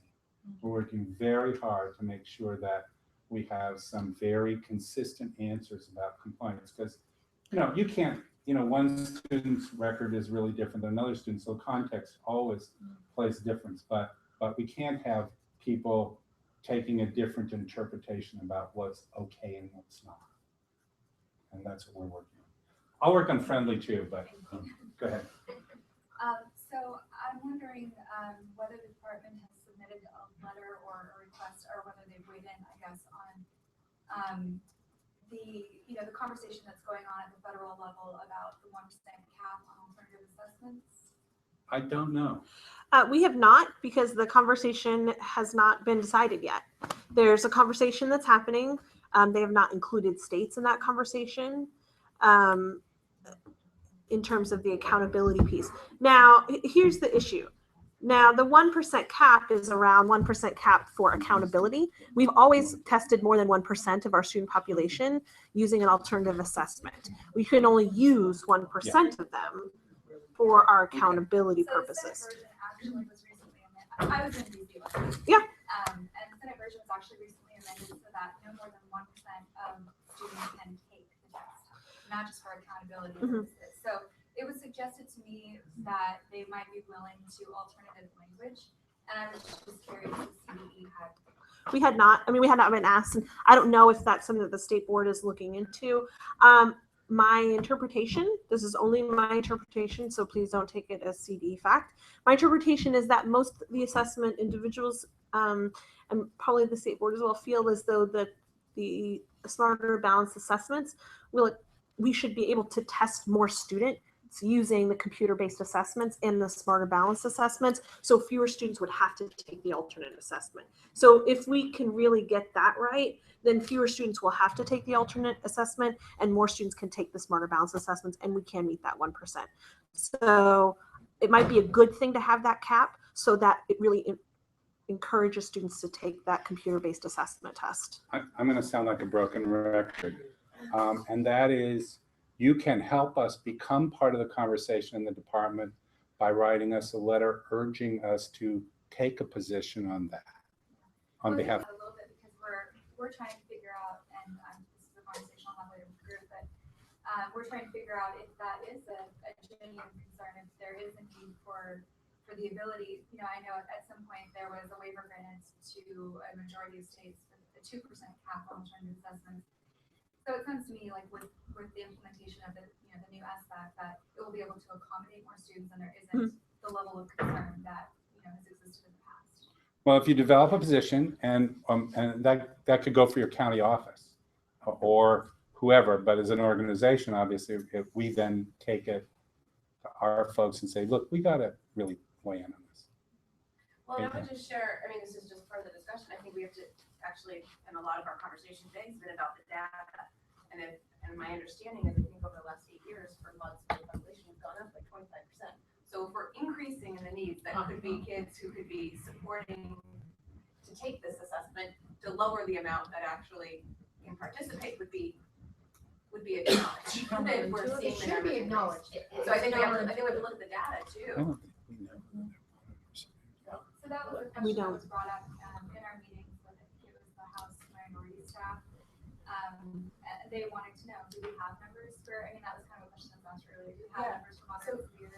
We do not. No, but we do. Yeah, that's what I'm saying, but we don't. The self is due, and I want to say, and I can find the chart somewhere. It's dramatic change over the last. But if you don't have those numbers, would they require your department? Would they respect your department for those numbers and not just? You think we can't tantrum without numbers? Sorry. No, what I'm but trying no, to that say. numbers carry a lot of weight. Yeah. So if it has been reported to us, we can pass on your numbers. I don't have a problem taking numbers and running with them. Yeah. As long as they're accurate. For that kind of thing, it's like. Yeah, with those, usually with the yes or no things, people tend to be more accurate, but. Yeah. Okay. All right, no questions? Well, we want to thank both Sure. Chris, Thank you. Shiloh, thank you very much.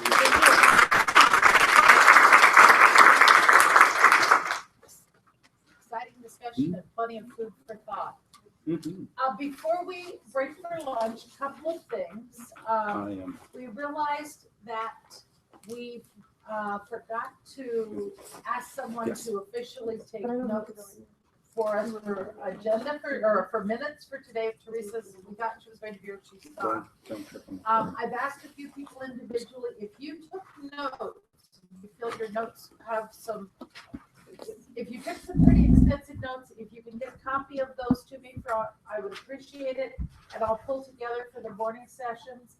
And then is there maybe one or two folks who will volunteer to take our notes when we come back after lunch? Okay, Dorothy and Wendy, okay, if you will do that, it would sure be appreciated. Thank you. And lunch? Lunch is ready to be served. There are 3 options, and I'll kind of point you to them where when we get out there. There's a turkey pretzel, and it's a pretzel bed bread. There's a roast beef, and then there's a tomato mozzarella. So then I understand there's fruit cups and this kind, so we like them. And then also wanted to check with you, just so we make sure that we reimburse them for any costs of breakfast. Are there any that have breakfast this morning that did not stay in the hotel last night? Anybody else? Thank you very much. Okay, and so we'll be back.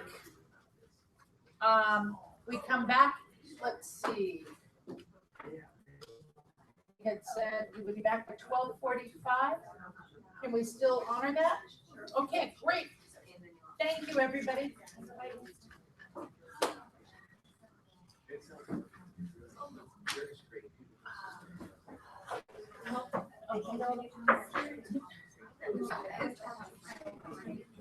I pass the word on. It's very interesting. SEACO comprehensive system based on every student's individual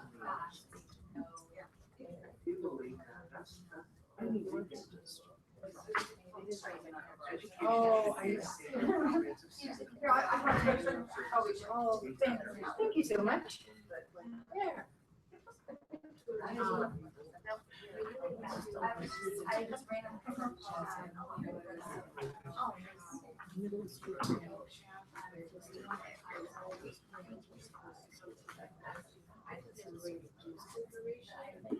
Yeah, no, there's no sheet. You want to say that? Can you all get it together? So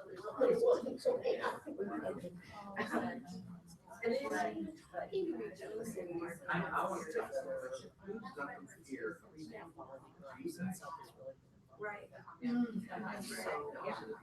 Well, just let me know, I mean, we own the portal. No, the data's there, But we so, officially closed it. But the portal. right, well, I know. Yeah. Yes. Okay,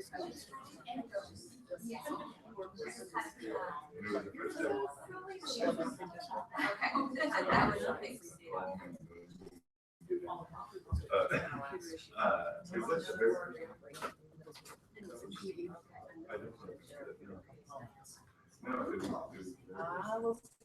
Wow, well, good for you. It's a need. Well, yeah, and you could do it, you could do it right. They want us to do it on the alternatives. So I did. My superintendent, There's a lot of questions in the world. which I did. So let's see how this all plays out. I mean, I would say no, I would, Yeah, oh, absolutely. Just, so you know, I mean, I took that a little more offensive, like, oh, she did.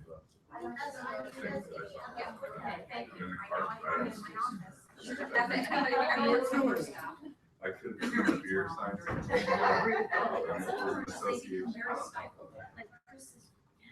Just freeze up and they don't have fruit. And so there was so many problems that and plus I didn't anticipate some of these, I anticipated these problems. Yes. So I guess that's why, it was just, because I asked really sweet. So I'll chat with her after it's all over. I gotta wait for it all to settle out. Just go, hey, she's a nice person. Hi, So I know this she is did. Monica Gilbert, and I'm returning your call. I'm good. I'm back from Sacramento, till Friday, but, oh, what can I do for you? What's up? And I mean, maybe I'm doing the same, but I guess I feel like there was just lots of unknowns that I didn't know. Like I checked. Nothing. I mean, you know, that's like I'm checking with my people. Absolutely, because, it's a holiday and I'm actually on my You know, own I schedule. guess I think I'll Working, but I have some flexibility. What time do you She have? walked me through it. I went through the whole thing. Everything still was idea. I'll be in the middle of projects at that time. What's the latest or the earliest? I went through those two.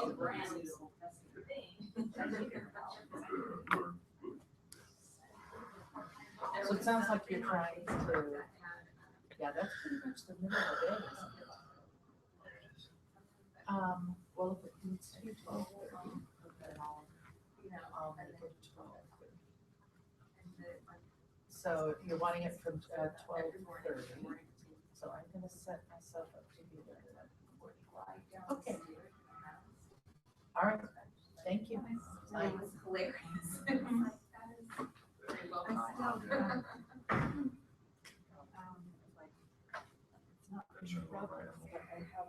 Okay, is this, like, am I taking over with this? You do. I know, I do that too, where is this my thing that I should be saying? Fair.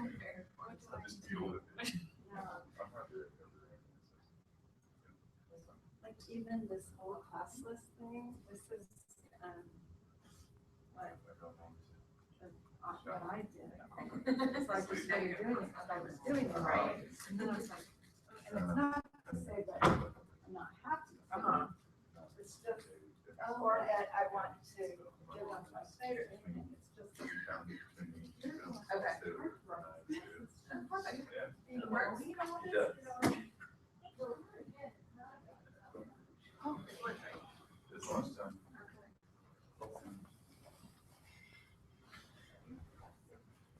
Yeah, I'm going.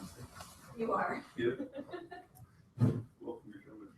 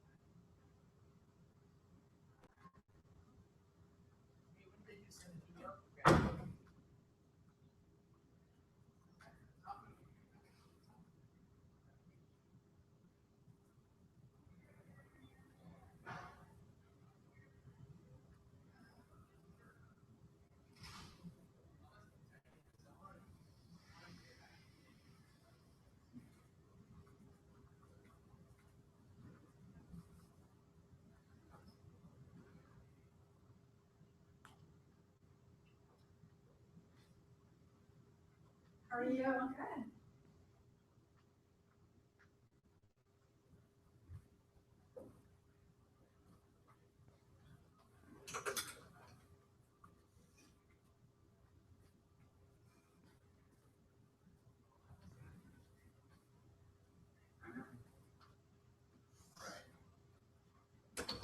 Yeah, that's not on current. Yeah. Okay, well, okay.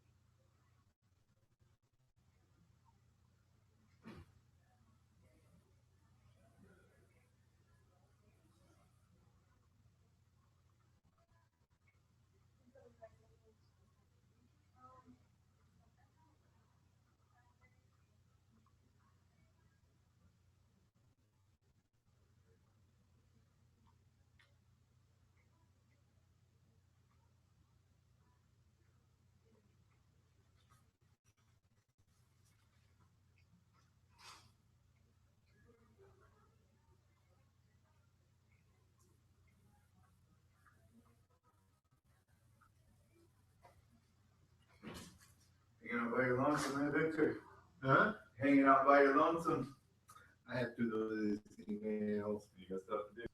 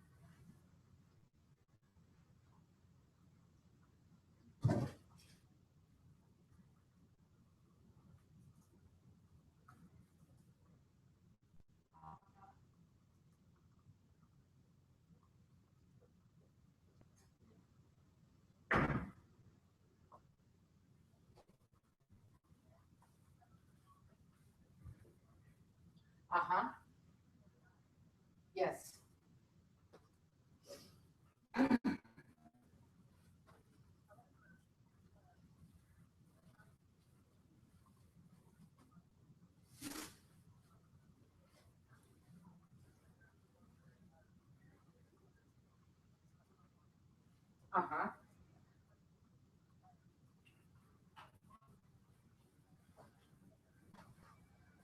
Uh-huh.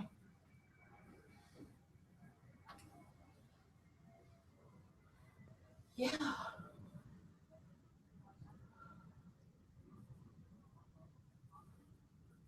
Mm-hmm.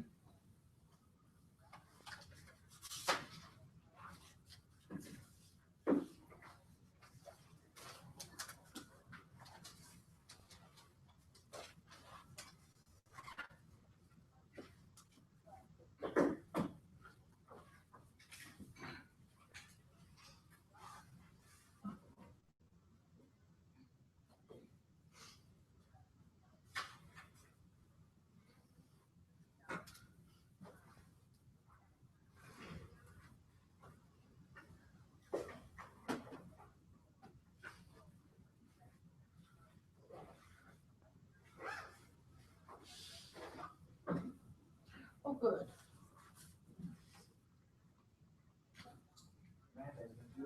Good to see you there. When did you come? A few hours ago. I snuck in. Oh, you snuck in? How are you doing? Good, how are you? All right.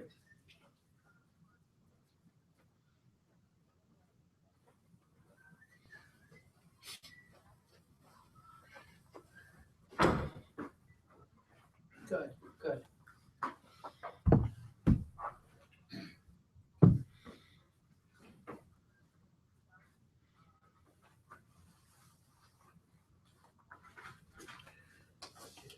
Okay.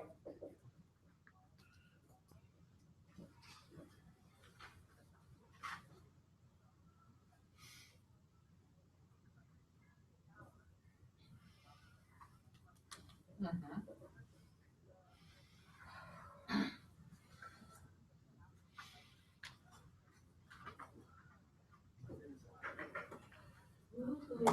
I know, it's a 3-day weekend. Mm-hmm, mm-hmm.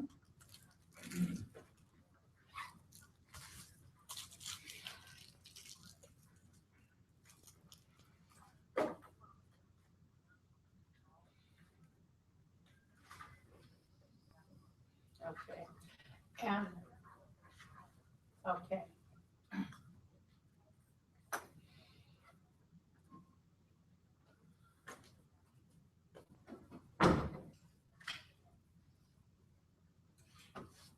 Well, and, yeah. Mm-hmm.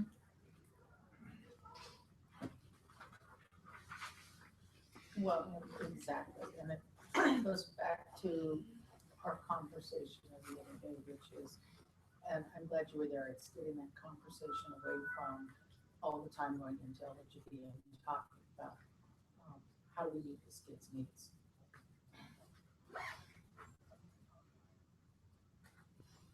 Mm-hmm.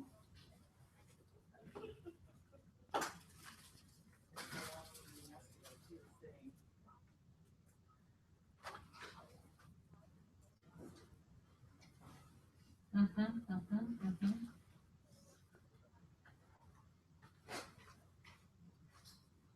Mm-hmm, mm-hmm.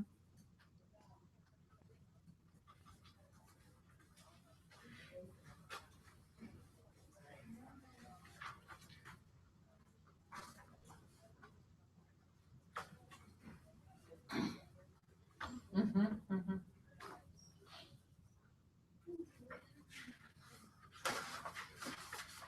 Mm-hmm.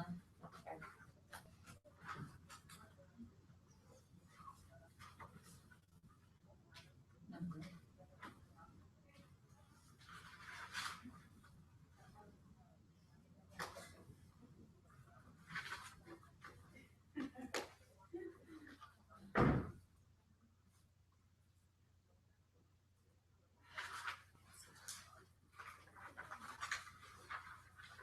Mm-hmm.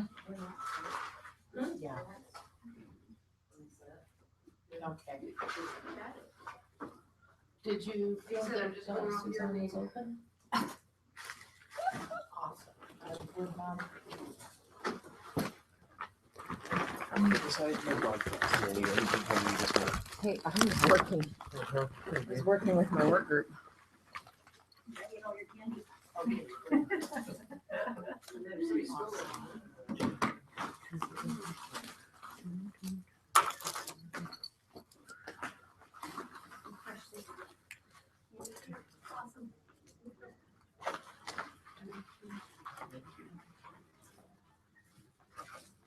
Okay. See, and there's a common theme here with this boy, Dee. Let's go in. These are all kids who, really, for whatever foundation reasons, are in class, and not all of it because part of it is social. My highest.